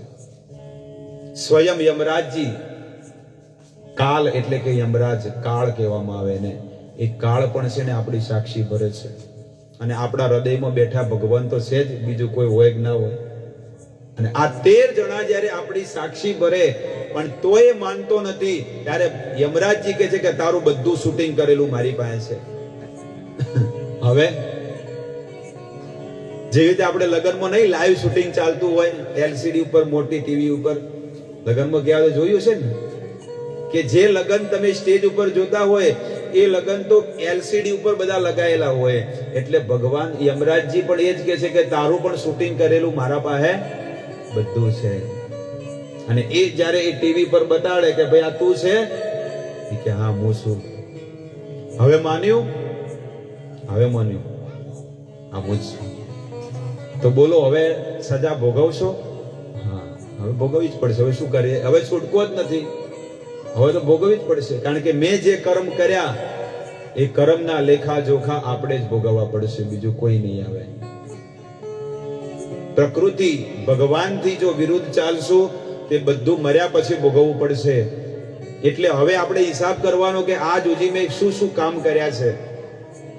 એ ધર્મ હતો કે અધર્મ હતો એ નિર્ણય કરી લેવો આપણે ઊંઘો ને એટલે કે ભાઈ આ મારે એકલાને ભોગવવા પડશે.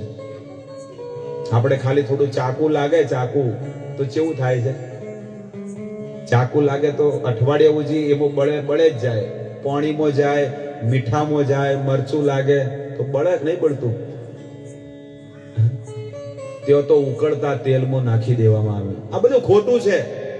આ તો બોભણાને ખાવા મળતું નતું એટલે બધું લસ્યું છે. બોભણ ખાવા મળતું નહીં કે ગોમમાં જઈને પાઠ કરી દો, વળી કોઈ 10-20 રૂપિયા આલી તેનું ઘર ચાલે. આ જે નાસ્તિક માણસો હોય ને એ લોકો આવું બોલે. ભાઈ એવા કોઈ લોકો કોઈની પાસે ટાઈમ રહ્યો નથી, કોઈની પાસે સમય છે? આ વેદ વ્યાસ રચિત આ જે ગ્રંથ જે છે ને, આ ગરુડ પુરાણ કે ભાગવત પુરાણ, આ ગ્રંથ વેદ વ્યાસ કૃત છે. વેદ વ્યાસ એટલે સાક્ષાત ભગવાનનો 17મો અવતાર છે વેદ વ્યાસ મહારાજ.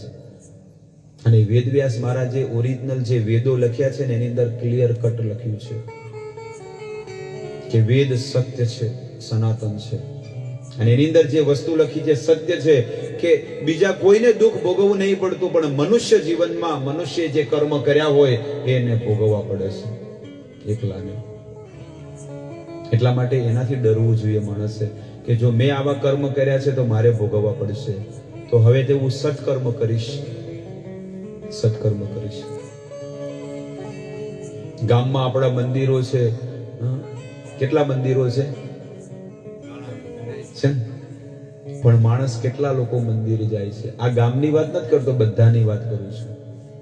એક કોઈ ગામ ઉપર વાત નથી. આ આખી સૃષ્ટિમાં આ કળિયુગમાં જેને મનુષ્યનો અવતાર મળ્યો છે ને એની આ દશા છે કે માણસ કોઈ પણ વ્યક્તિને ભગવાન માટે સમય નથી, પોતાના કુટુંબ માટે સમય નથી, પણ પોતાની માટે કેટલો બધો સમય કાઢે છે. એ સમય ક્યાં જતો રહ્યો? મોબાઈલ ખાઈ ગયો. મોબાઈલ આ જે છે ને આ ખાઈ ગયો. 3-3, 4-4 કલાક એમાં માણસ વ્યસ્ત બની ગયો. પહેલા તો જેવું હતું કે હોજી બધા ભેગા થાય એટલે બધા જમીને બધા એક ખાટલા પર પલંગ પર બધા બેસીને સુખ દુઃખની વાતો કરતા, કારણ કે એ ટાઈમે મોબાઈલ નતો એટલે બધા બેહતા. અને હવે તો બસ સ્ટેન્ડે કે ચોરે બેઠા હોય તો હવ બધા મિત્રો બેઠા હોય પણ હવ નો લઈને બેસી જાય. એને બૈરી, એને બાયડી જ કહેવાય. એટલો સમય એને પત્નીને નહીં આપ્યો એટલો મોબાઈલને આપતો હશે આજનો મનુષ્ય. આવી દશા છે. એમાં શું મળવાનું છે? આ દશા છે. એટલો સમય જો પ્રભુને આપ્યો હોય, ઘણી બધી વસ્તુઓ, ઘણા બધા નિયમો બતાવેલા છે કે એને વ્રત કરવા જોઈએ, ઉપવાસ કરવા જોઈએ, ધર્મના માર્ગે ચાલવું જોઈએ અને લોકોને ધર્મના માર્ગે લગાડવા જોઈએ, લોકોને જાગૃત કરવા જોઈએ. આપણા સમાજમાં ઘણા છે, બાઉભાઈ છે અને અડગોવનભાઈ છે, ઘણા લોકો કે અમે તો બહુ કહીએ છીએ પણ લોકોને આ બધી વસ્તુ ગમતી.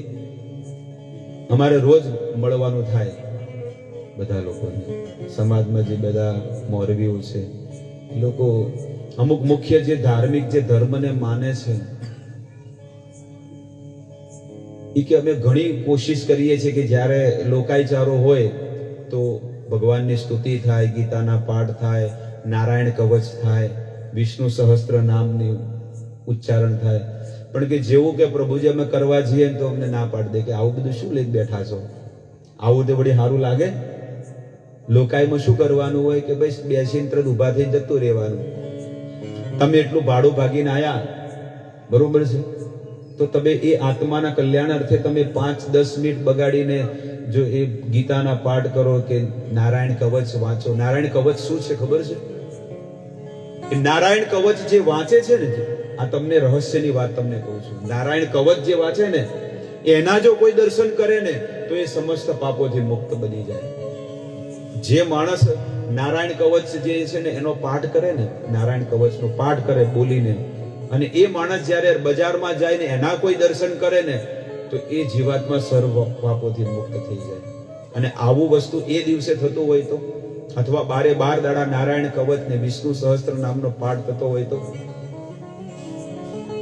આપણને આ બધી વસ્તુ હું તમને આજે જે પણ કહી રહ્યો છું, હકીકતમાં બધી વસ્તુ તમને નવી લાગે, પણ અમારે તો બધું આ વસ્તુ શું થઈ ગયો છે, આ વિષય જ છે આ બધી વસ્તુઓ.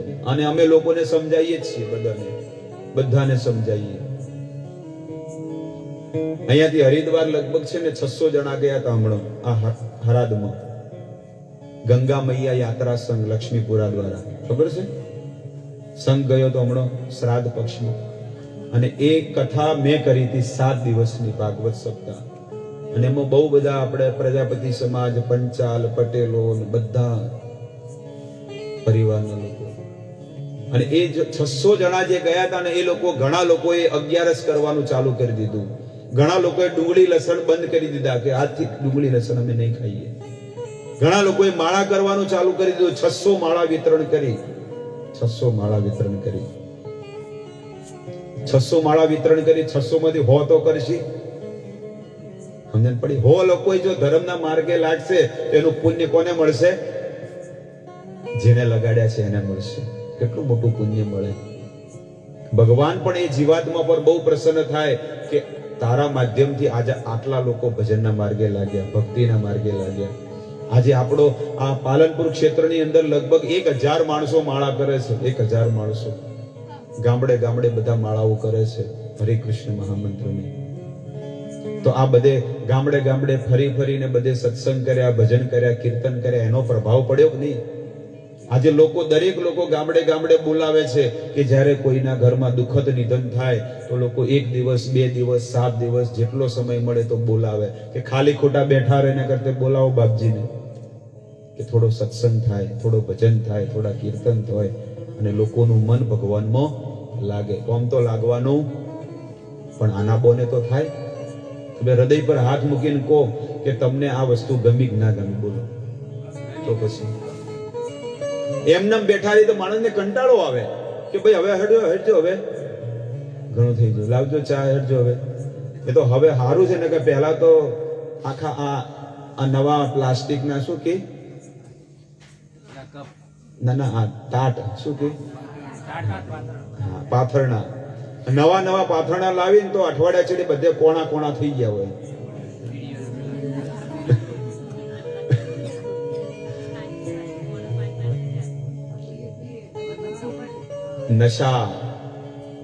નશો એ પાપ છે હો. ભલે જે લોકો કરતા હોય, ગુટકા ખાતા હોય, બીડીઓ પીતા હોય, તમાકુ ખાતા હોય, અફેણ ખાતા હોય, એ સૌથી મોટું પાપ કરી રહ્યો છે માણસ. એને એમ લાગે છે કે આવડી પાપ તો હોતું છે. અરે તમે જે આ શરીર છે ને, શરીર એક મંદિર છે, મંદિર. આની અંદર કોણ બેઠું છે? બોલો. ભગવાન બેઠા છે આની અંદર. જ્યાં આગળ ભગવાન હોય એને શું કહેવામાં આવે છે? મંદિર. તમારા ઘરની અંદર તમે ચોખ્ખાઈ રાખતા હોય તો મંદિરમાં કેટલી ચોખ્ખાઈ હોય. પણ આ પૃથ્વી પર રહેવા વાળો મનુષ્ય આ મંદિરની અંદર દારૂએ રેડે, ગુટકાએ ખાય, બીડીઓય પીવે, ચરસે પીવે, બધું ગટર બનાવી દીધી. શું કરી? એક ભાષામાં કહેવાય ગટર બનાવી દીધી, ગટર. ભગવાન એમ કે ઓનામાંથી હવે બહાર નીકળવું છે, બહાર. કઈ આના પાપ ભરોય ને અને પછી એના પાપ ફૂટે અને પછી જાય નરકમાં. પેલો કચ્છની ધરતીનો હતો ને, કોણ હતો? જેસલ. કેટલા પાપ કરતો, રચીને એને પાપ કર્યા છે, ગજબના પાપ કર્યા. અરે એ જે સતી તોરલ હતી ને એની ઉપર એને દ્રષ્ટિ ખરાબ કરી હતી. કે છે કે જેસલ હતો બહુ ખતરનાક. એના પતિને કહે છે કે હે જાડેજા, તમારા આ ઘરે, તમારા આંગણે જે વ્યક્તિ આવે ખાલી હાથ જાતો નથી. કે સાચી વાત છે. તો કે મારે પણ તમારે કંઈક જોવે છે. કે શું જોવે છે? કે તમારી પત્ની. તોરલ. જાડેજા જાણતા હતા કે આ મારી પત્ની જે છે ને એ આને આવા ડાકુને સુધારશે, એટલે આપી દીધી, લઈ જાઓ. અને એના પછી તો એ જેસલ એટલો એની પર કુદ્રષ્ટિ કરવા માંડ્યો, પણ એને ચક્કર આવવા માંડતા હતા એવી સતી સ્ત્રીને જ્યારે કુદ્રષ્ટિ કરે. અને એક દિવસની ઘટના છે કે મધ દરિયામાં જ્યારે એનું નાવડું લઈ ગયા અને પછી એનું નાવડું આખું ડોલવા માંડ્યું જોરદાર. હે સતી તોરલ, આ નાવડું કેમ આમ ડૂબી રહ્યું છે? મને એવું લાગે છે કે નાવડું ડૂબી જાહે અને હું મરી જઈશ. સાચી વાત કરે છે જેસલ, તારી વાત સાચી છે. મારે મરવું નથી. તારે જો મરવું ના હોય ને તો તારા બધા પાપ બોલી જા ભગવાન આગળ. ભગવાન સાંભળે છે બધું. અને એ જ ઘડીએ એને એટલો ડર લાગ્યો કે હવે હું મરવાનો છું, એના કરતા છેલ્લી ઘડી ભગવાનને સમરી તો લઉં, જે થાવું એ થાય.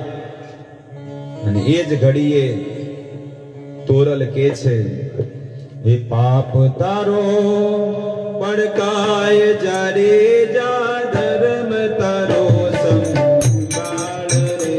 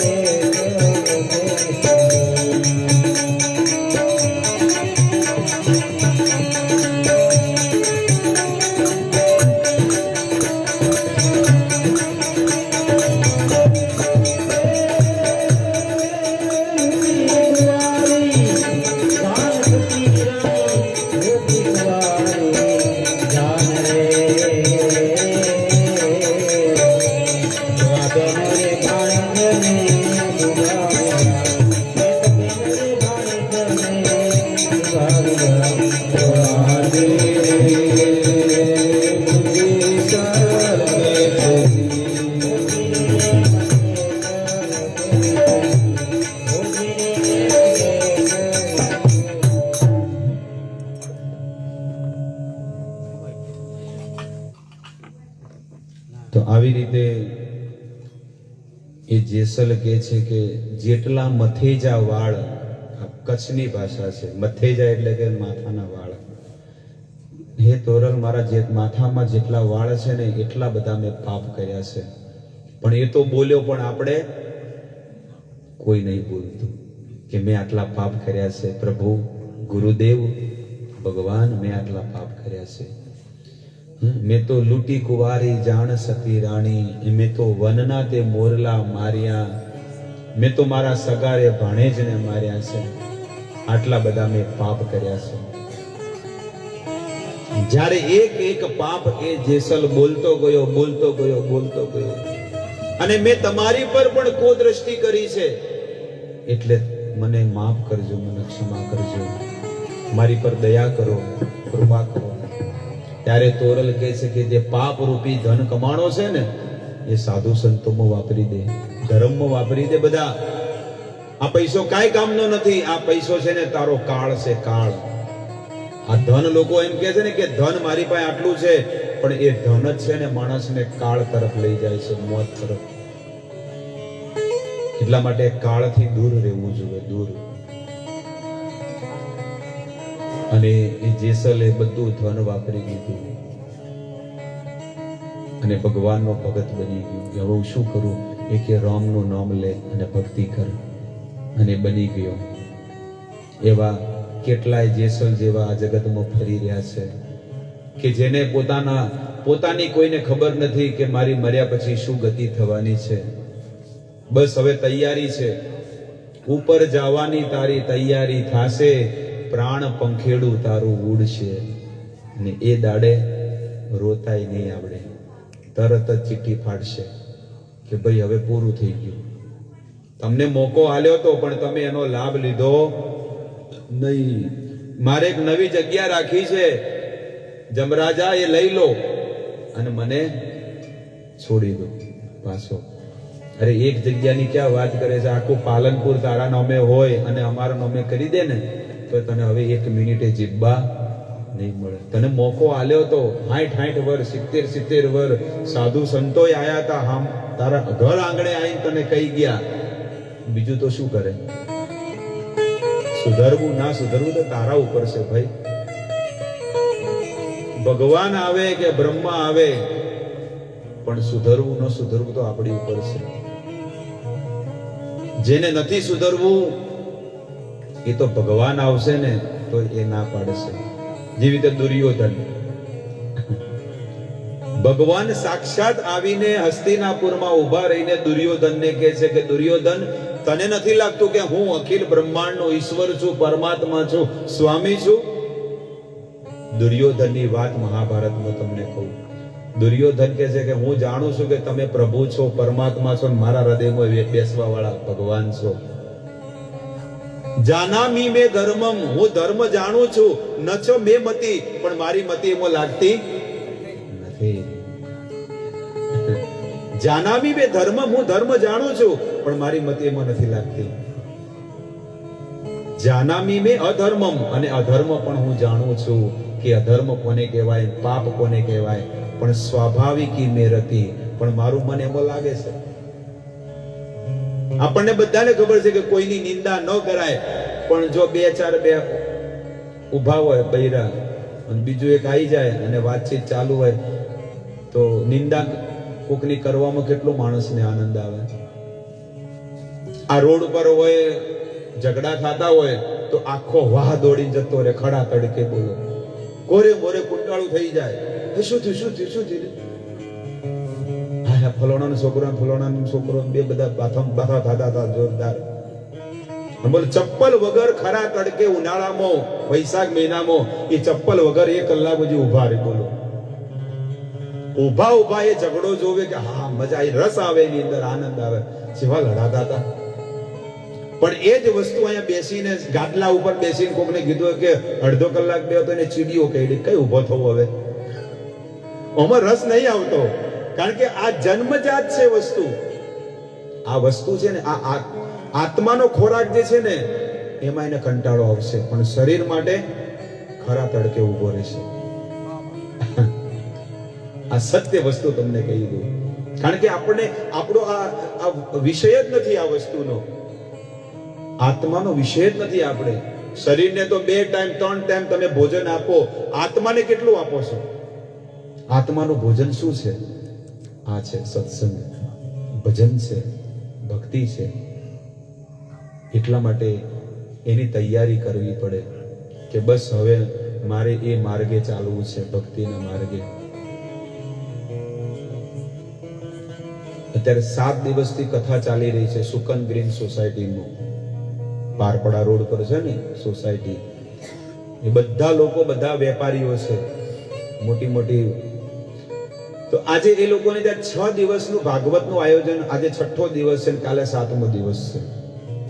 તો એ લોકો વિચાર કરે છે કે અમે અમારા જીવનમાં પહેલી વાર આવો ભાગવત સાંભળ્યું ને અમારા જીવનમાં અમને શીખવા મળ્યું.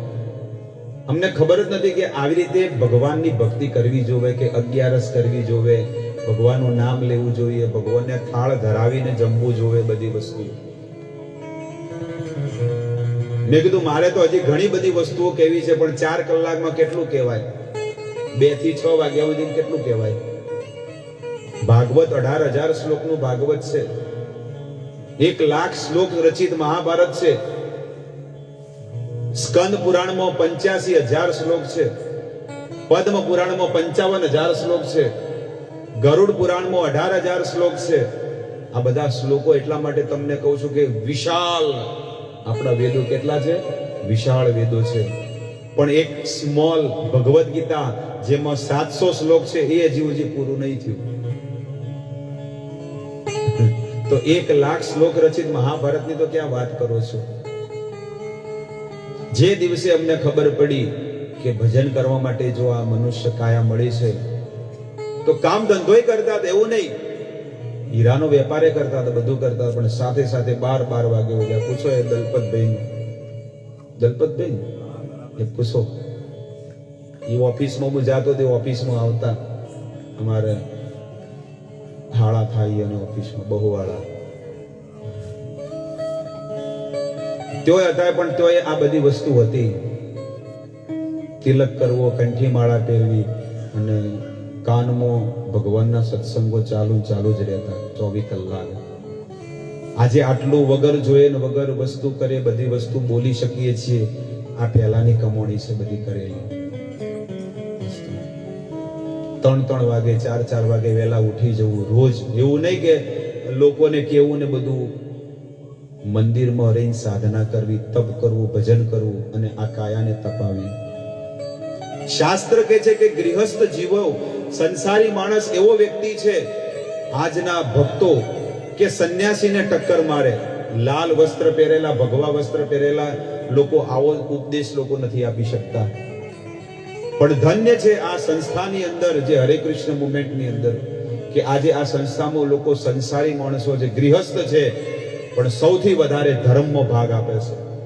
કે આપણો આ હિન્દુ ધર્મ, સનાતન ધર્મ બધે ફેલાય, ગામડે ગામડે લોકો પ્રભુની ભક્તિ કરે અને જે ભૂલી ગયા હતા ફરીથી એને અપનાવે. ગામડે ગામડે લોકો તમે જુઓ કે ભગવાનના મંદિરો હતા પણ એ લુપ્ત થઈ ગયા.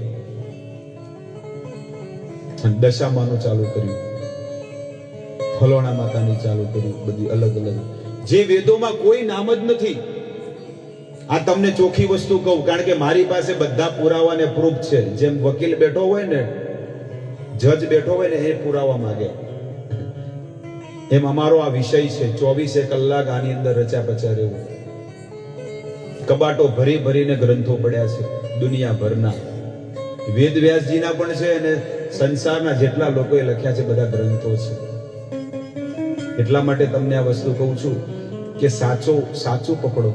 સત્ય શું છે? આ પાંદડા ડાળીએ તમે પાણી રેડો અને મૂળમાં ન રેડો તો શું થાય? એવી રીતે સ્વયં ભગવાન મૂળ કે છે, અર્જુનને કહે છે કે મૂળ હું છું. આ ડાળીએ બધા દેવતાઓ છે અને આ પોંદડા આ બધા પામર જીવો છે બધા. પણ તમે કોને, કયા માણસને તમે સુખી કરશો, કયા દેવતાને તમે સુખી કરશો? પણ ભગવાન કહે છે કે જો મને તૃપ્ત કરશો ને તો તમે આખા ઝાડને જેમ પાણી મળે એમ મને તૃપ્ત કરશો ને તો બધા તૃપ્ત થઈ જશે. તમારા પિતૃઓ નાચવા મળશે, તમારા પિતૃઓ નાચશે. આજે ઘરે ઘરે લોકો તમે જુઓ, ઘરે ઘરે લોકોને દેવ નડે છે. તમે કોઈ પણ બ્રાહ્મણ પાસે જાઓ ને હાથ તમે બતાડો ને તમારે પિતૃનો દોષ છે, તરત તમને કહી દે, તરત કહી દે. અમારે નહીં નડતું કોઈ, હું ચોખ્ખું તમને કહી દઉં, મારે નહીં નડતું, મારા પરિવારમાં નહીં, કોઈને કોઈ નડતું નથી. અને આ માણસને નડતું હતું પણ કઈ, જ્યારે ભક્તિ નહોતો કરતો ત્યારે નડતું હતું. મોઢામાં ખાહડું મૂકેલું છે એ તમને કહી દઉં છું. પણ જે દિવસથી પ્રભુના ભજનમાં લાગ્યા, આજે 20 વર્ષ થઈ ગયા, હજી કોઈ દાડો એવું વસ્તુ કરવી નહીં પડી, કોઈ દાડો મૌનતાઈ નહીં કરી કે કોઈ દાડો કોઈ વસ્તુ નહીં કરી. કારણ કે જે ભગવાનનો થઈ જાય તો ભગવાન એને ફોન કરી દે કે ભાઈ હવે આ મારો થઈ ગયો છે, એટલે એની જવાબદારી તું છોડી દે. બીજા ગણાય છે, બીજોને પકડ, ચાહે સધી હોય, શિગોતર વર્ગ, મેરડી વર્ગ, ઝાપડી વર્ગ, જે હોય. પણ આપણે હજી સુધી એની અંદર પડ્યા છીએ. ચોખ્ખી વસ્તુ તમને હજી એ વસ્તુની અંદર પડ્યા છે. કેમ? આપણને જ કેમ એ ઘરની અંદર આ વસ્તુ કરે છે. એ દુખી થઈને આપણને એમ કે છે કે તમે સાચો માર્ગ પકડો, ન કે આવું જો કોક ખુલે આમ બોલે ને તો એ દેવ પછી એ બોલવા વાળાને છોડે નહીં. હા, કે આ ચિયો બોલવા વાળો હતો, નેટ તો કે અમે અડ્ડો જમાયો હતો અને આવડિયા કથા કરીને કીધું કે એને મત ભજો, કાંઈ નથી થતું, કાંઈ નહીં થાય. આ ખાલી મનનો વહેમ છે. જેટલો સમય તમે એ દેવી દેવતાઓને, ભુવાને, પિતૃઓને તમે આપો છો ને, એટલો સમય, એટલો પૈસો તમે ભગવાન માટે વાપરો, સારા માર્ગે વાપરો, સતમાર્ગે વાપરો.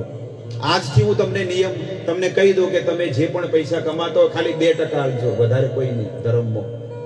અને પછી તમારા ઘરની અંદર તમે જુઓ 1% કે 1% આવશો તો સારું. 100 રૂપિયા કમાઓ ને, 100 રૂપિયા તો 1 રૂપિયો ભગવાનનો કાઢી દેવો જોઈએ બસ.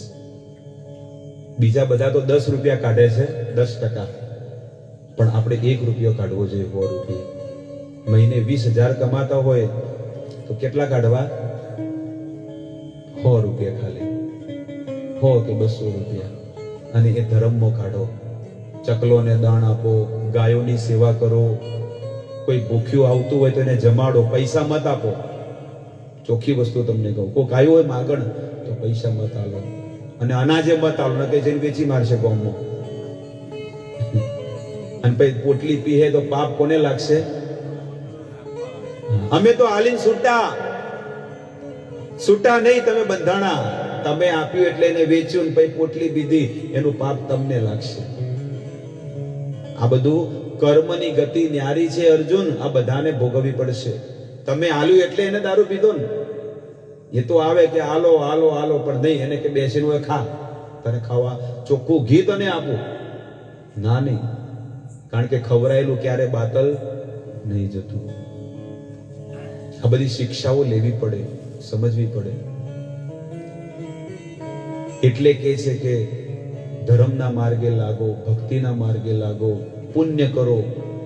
અને જ્યારે પણ સમય મળે, દિવાળી હોય કે ઉનાળો હોય, એક વાર છે ને ગંગાજી દર્શન કરવા જવું જોઈએ. હરિદ્વાર ગંગાજી કેટલા લોકો ગયા છે? ના નહીં ગયા. કેટલા લોકો નહીં ગયા? ગંગાજી ના જાવ એ ખાલી ઊંચી કરો. બધા જઈને ના કેટલા નથી ગયા એ ખાલી આંગળી ઊંચી કરો. ના જાવ એટલે હાય તો બસ કાઢવી પડે.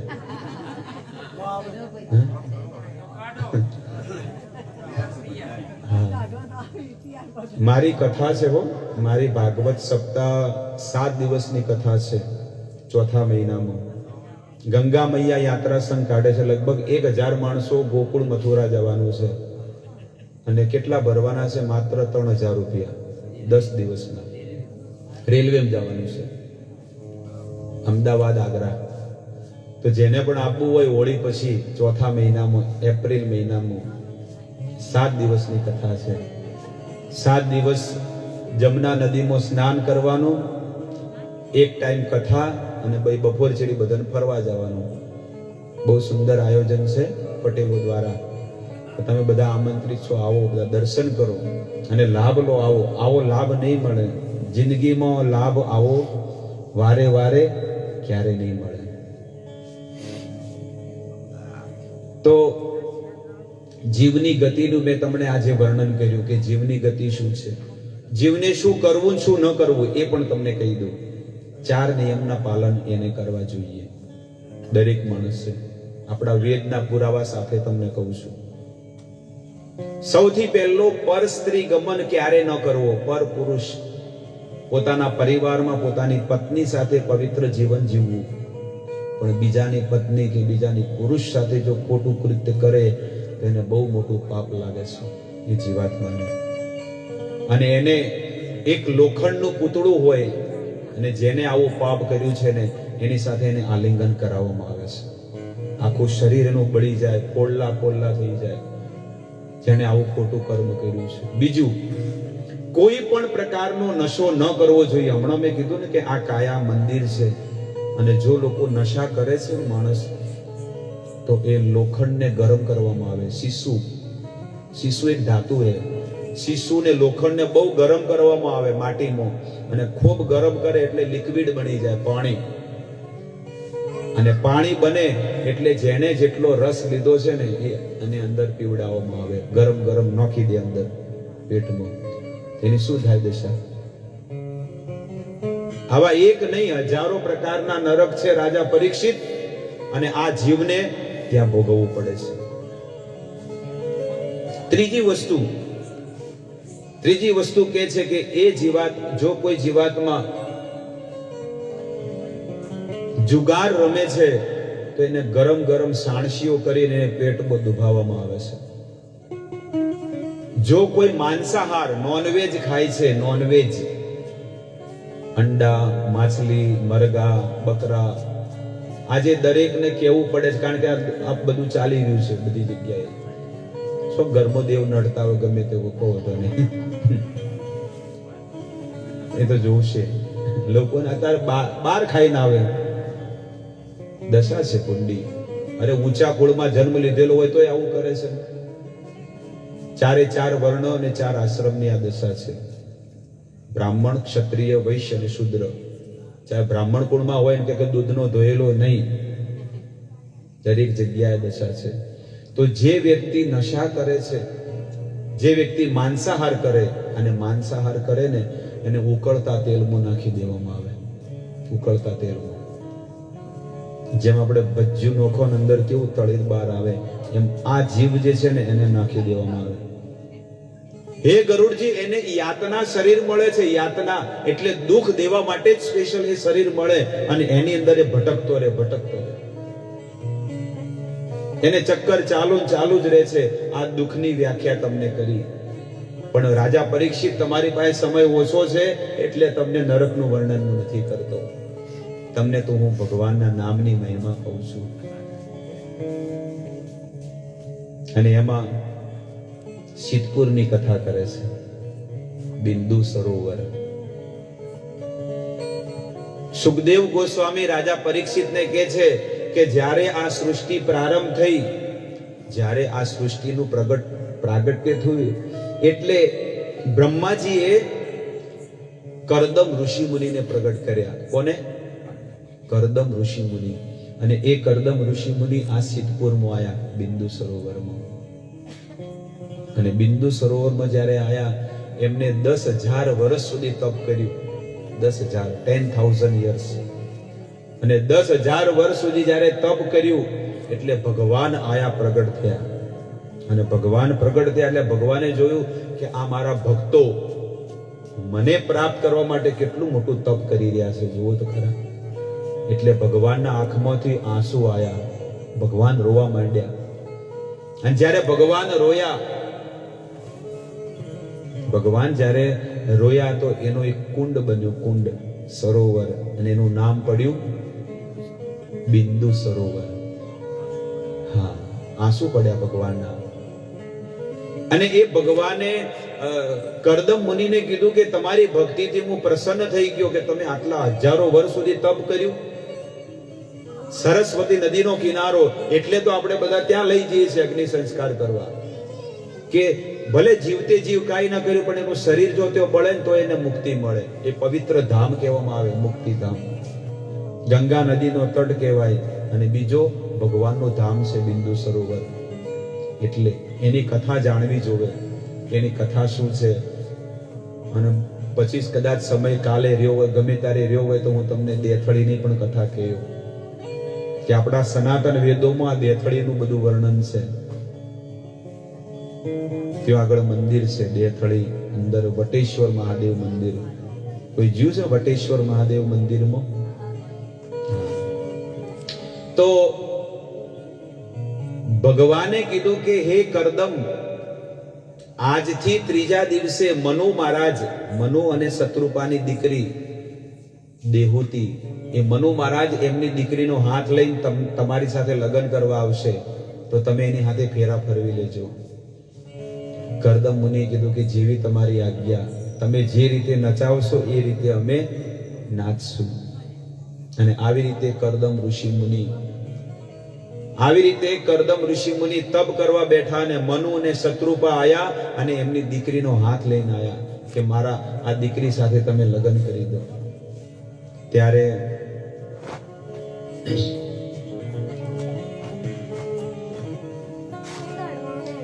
એ જ ઘડીએ કરદમ ઋષિ મુનિ કહે છે કે મારી હાથે શું કામ લગ્ન કરાવો છો? મારે તો રેવા ઘર નહીં, કોઈ કામ ધંધોય નહીં, હું તો ખાલી ભક્તિ કરું છું, બીજું કોઈ વસ્તુ નથી.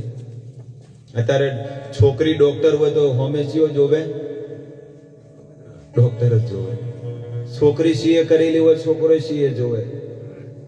બે જોડા હરખા હોવા જોવે. એટલે કરદમ મુનિ કહે કે તમે તો આટલા મોટા બ્રહ્માંડના નાથ છો અને મારા તો એક નદી કિનારે ખાલી એક ઝૂંપડું છે, બીજું કોઈ છે નહીં, તો તમારી દીકરી સુખી રહે. એટલે દીકરી દેહૂતી કહે છે કે ભલે તમારી પાસે કોઈ વસ્તુ નથી પણ સૌથી મોટામાં મોટો એક ગુણ છે કે તમે ભગવાનના ભગત છો, તમે ભક્તિ કરો છો, એટલે મારે તમારા હાથે લગ્ન કરવા છે. અને તમારા સાથે હું સંસાર માંડીશ તો તમારા દ્વારા જે મારે દીકરો થશે એ તો સાક્ષાત ભગવાન કપિલ પ્રગટ થશે. એટલે મારે તમારા હાથે વિવાહ કરવા છે. અને જ્યારે કરદમ અને દેહૂતીના વિવાહ થયા, કરદમ અને દેહૂતીના જ્યારે લગ્ન થયા ને, ફરીથી કરદમ મુનિ 12 વર્ષ સુધી તપ કરવા બેસી ગયા. 12 વર્ષ સુધી તપ કર્યું. પણ એમની જે પત્ની દેહૂતી છે ને 12 વર્ષ સુધી એમની સેવા કરી. 12 વર્ષ સુધી. અત્યારનું હોય તો લગ્ન કર્યા હોય 12 વર્ષ તપ કરવા જતી રહ્યો અને બોલાવે ના તો કે માણસમાં જ નથી, પેલું જ કહી દે. પણ પોતાના ધણીનો, પોતાના ઘરનો જે વાત બીજે કરે છે ને એને ઉલટા સ્ત્રી કહેવામાં આવે છે. વેદ કહે છે આ સત્ય સનાતન વસ્તુ. ઓલી સ્ત્રી તો છે ને, ઓલી સ્ત્રી પોતાના શરીરનો વેપાર કરે છે, પણ આ સ્ત્રીનું વર્ણન આપણા વેદ કહે છે કે આ તો પોતાના કુટુંબનો વેપાર કરી રહી છે, પોતાના કુટુંબની નીલામી કરી રહી છે, પોતાના પતિની દુર્ગુણ ગાય અને પોતે પાપના ભાગીદાર બની રહ્યા છે. આપણી આર્ય સંસ્કૃતિમાં નારીઓનું આ ક્યારેય જીવન આવું છે જ નહીં. હંમેશા કોઈનું ઘર વસાવવું જોવે, કોઈનું ભાગવું જોવે નહીં. એવા હંમેશા લોકોને સંસ્કારો આપવા. હંમેશા લોકો આ તો આવા છે આ તો આવી છે, ક્યારે નહીં. આપણે હંમેશા સદગુણ ગાવા જોઈએ, સારા ગુણોમાં રહેવું જોઈએ. કોઈ દિવસ આ વાણીથી કોઈ દિવસ કોઈનું ખરાબ ન કરવું જોઈએ. ન કે કોકનું જો આપણે કોકની નિંદા કરીએ, કોકની ભંડી કૂટીએ તો એનું પાપ જે છે ને આપણને ચડશે. આપણું પુણ્ય કરેલું જે છે ને સામેવાળાનું જશે. આપણે કે હારું આટલું મથો છો તો હરખું ચમ નહીં પડતું, ગાડી પાટે નહીં.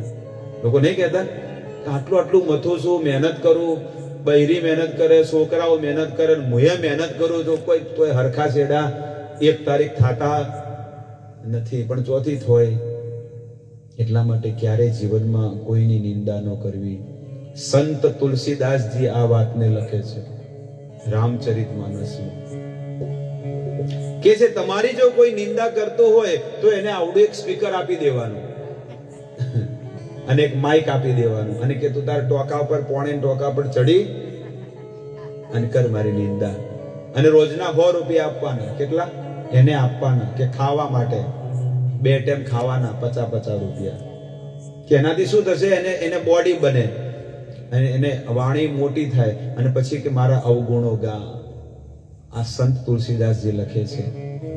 એનાથી શું થશે કે એના જેટલા પુણ્ય કરેલા હોય ને એ આપણામાં આવી જશે અને આપણા જેટલા પાપ એનામાં જતા રહેશે. આ ગૌસ્વામી તુલસીદાસજી રામચરિતમાનસમાં વાત લખેલી છે. કરદમ ઋષિ મુનિની વાત હું તમને કરું કે કરદમ મુનિ 12 વર્ષ તપ કરીને જ્યારે આંખ ખોલી સમાધિમાં ઉઠ્યા, એમની પત્નીને કહે છે કે માતા અહીંયા કોઈક સ્ત્રી હતી. એમની પત્ની કે હું છું. કે તમારું શરીર આવું કેમ થઈ ગયું? તમારી સેવા કરવાથી સ્વામી. મેં તમારી સેવા કરી, મેં મારા શરીરની કોઈ ચિંતા નથી કરી. ત્યારે કરદમ મુનિએ એક વિમાન પ્રગટ કર્યું. વિમાન, મનોમય વિમાન, અને બહુ મોટું વિમાન હતું.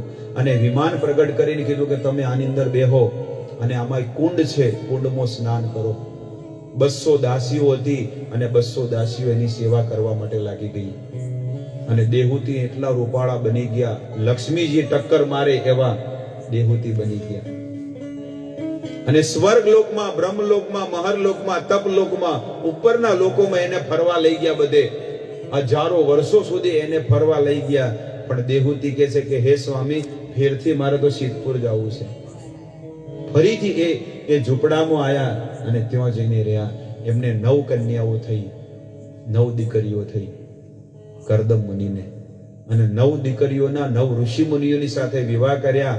પણ કરદમ મુનિએ એક શરત મારી, એક શરત કરી હતી. શરત, અને એ શરત શું હતી ખબર છે? કે જ્યારે તમને દીકરીઓ કે દીકરા થશે એટલે હું ઘર છોડીને સંન્યાસ લઈ લઈશ. અને આપણા વેદમાં એ વસ્તુ લખેલી છે કે જ્યારે આપણા જીવનમાં 50 વર્ષ પૂરા થાય એટલે ઘર છોડીને જતું રહેવું પડે. 4થો અધ્યાય ભગવદ્ ગીતા 21 નંબર શ્લોક. ચતુર્વર્ણ મયા સિષ્ટમ ગુણ કર્મ વિભાગશ. બ્રાહ્મણ, ક્ષત્રિય, વૈશ્ય, શુદ્ર, આ 4 વર્ણ બનાયા અને 4 આશ્રમ. બ્રહ્મચારી, ગૃહસ્થ, વાનપ્રસ્થ અને સંન્યાસ. ભગવાને આ નિયમ એટલા માટે બનાવ્યા છે કે તમે 1 થી 25 વર્ષ સુધી બ્રહ્મચારી રહીને જીવન જીવો, લગ્ન ન કર્યા હોય ત્યાં સુધી. અને પછી તમારી ઈચ્છા હોય તો તમે લગ્ન વિવાહ કરો. અને વિવાહ થયા પછી 50 વર્ષ સુધી તમે સંસારમાં રહી શકો છો. અને 50 પૂરા થાય એટલે વાનપ્રસ્થ. એટલે 50 પછી કઈ સંખ્યા આવે? 51. વનનો અર્થ શું થાય? કે હવે નીકળો, હવે વનમાં જો. પણ આ વનમાં જાતો ઘરમાં ઘરમાં, ચાહે સ્ત્રી હોય કે પુરુષ હોય, ઘરમાં ઘરમાં પડ્યા રહે. ઘરવાળા છોકરાઓ ગાળો બોલે કે ઓથી જો, પણ તોય જાય એમ નથી. ઘરમાં ક્યારેક ક્યારેક અંટસ પડી જાય, પત્નીને કે પતિને, કોઈ બીને, અને થેલો ભરીને ઉપડીએ જાય કે હું તો હવે જઉં ગંગાજી. પણ જેવો પાલનપુર પહોંચે એટલે હારો વિચાર આવે કે હારો ખાવાનો કોણ હાલશે? રોટલા ઘડીને આ લુગડા કોણ ધોયાલ છે? હેડો પાછો વળો. પાછો ઘર આવે. બૈરી કે ચમ આયા જ્યાં તા ચમ પાછા આયા? તારું મોઢું કોણ જોવા માંગે છે? આ તો પેલા નાના નાના અરણ્યા છે ને, નાના છોકરા છે, ભૂલકા છે, એના અમે હું જોઈને પાછો આવ્યો. ને કે તારા હવે આગળ કોઈ કહેવું નહીં. આ દશા છે. આ વૈરાગ્ય કયું કહેવાય ખબર છે? ફલગુ વૈરાગ્ય. આને કહેવાય ફલગુ વૈરાગ્ય. સાચું વૈરાગ્ય કે તમે કોશિશ તો કરો. હું પણ ગૃહસ્થ છું, સંસારી છું, પત્ની છે, દીકરો છે, બધું છે. પણ લગભગ 10 વર્ષથી વાનપ્રસ્થી જીવન જીવું છું. નથી પત્નીને, બધું છે, દીકરો છે, બધું છે, એ રહે છે બેચરપુર. આમ બધા પણ મારું રહેવાનું ક્યાં છે? છેક ધનિયાણા ચોકડી. મંદિરે રહીને સાધના કરવી, ભજન કરવું 24 કલાક. ખાલી ઘરે જે જોવે એ લોકોની બધી વસ્તુ આપીને એ લોકો સુખીથી રહે છે, દીકરો ને એની માં. મારે લગ્ન કરેલા છે 200. દીકરો છે 18-19 વર્ષનો દીકરો થઈ ગયો. એ દીકરો કામે જાય છે, હરગોવનભાઈ વાલમિયા એમની ઓફિસમાં.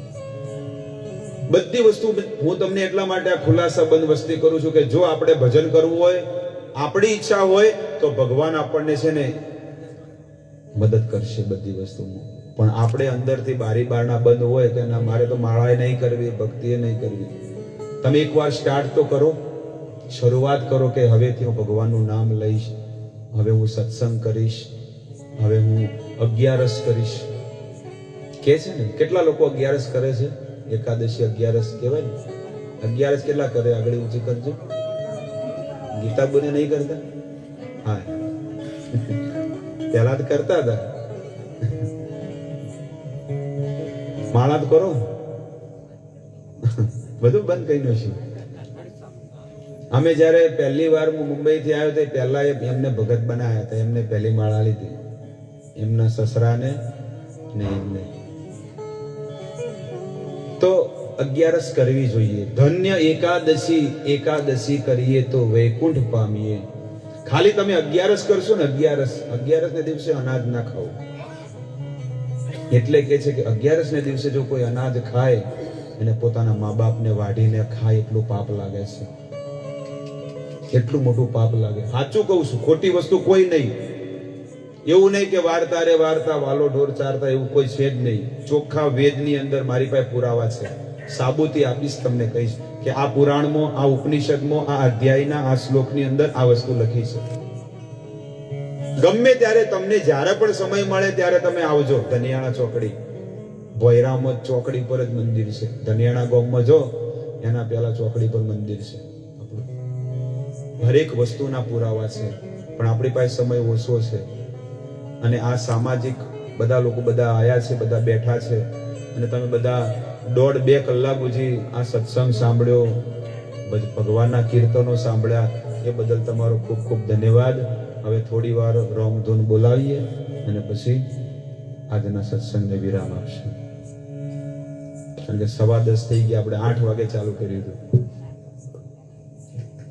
એટલે આપણી કેપેસિટી કેટલી છે ખબર છે? કળિયુગના જીવની 45 મિનિટ, 45 મિનિટ. એ પણ આપણે તો લગભગ 2 કલાક, 2.5 કલાક વીતા હતા. હવે 10-15 મિનિટ ભગવાનનું નામ લઈશું. બધા લોકો સાથ આપજો.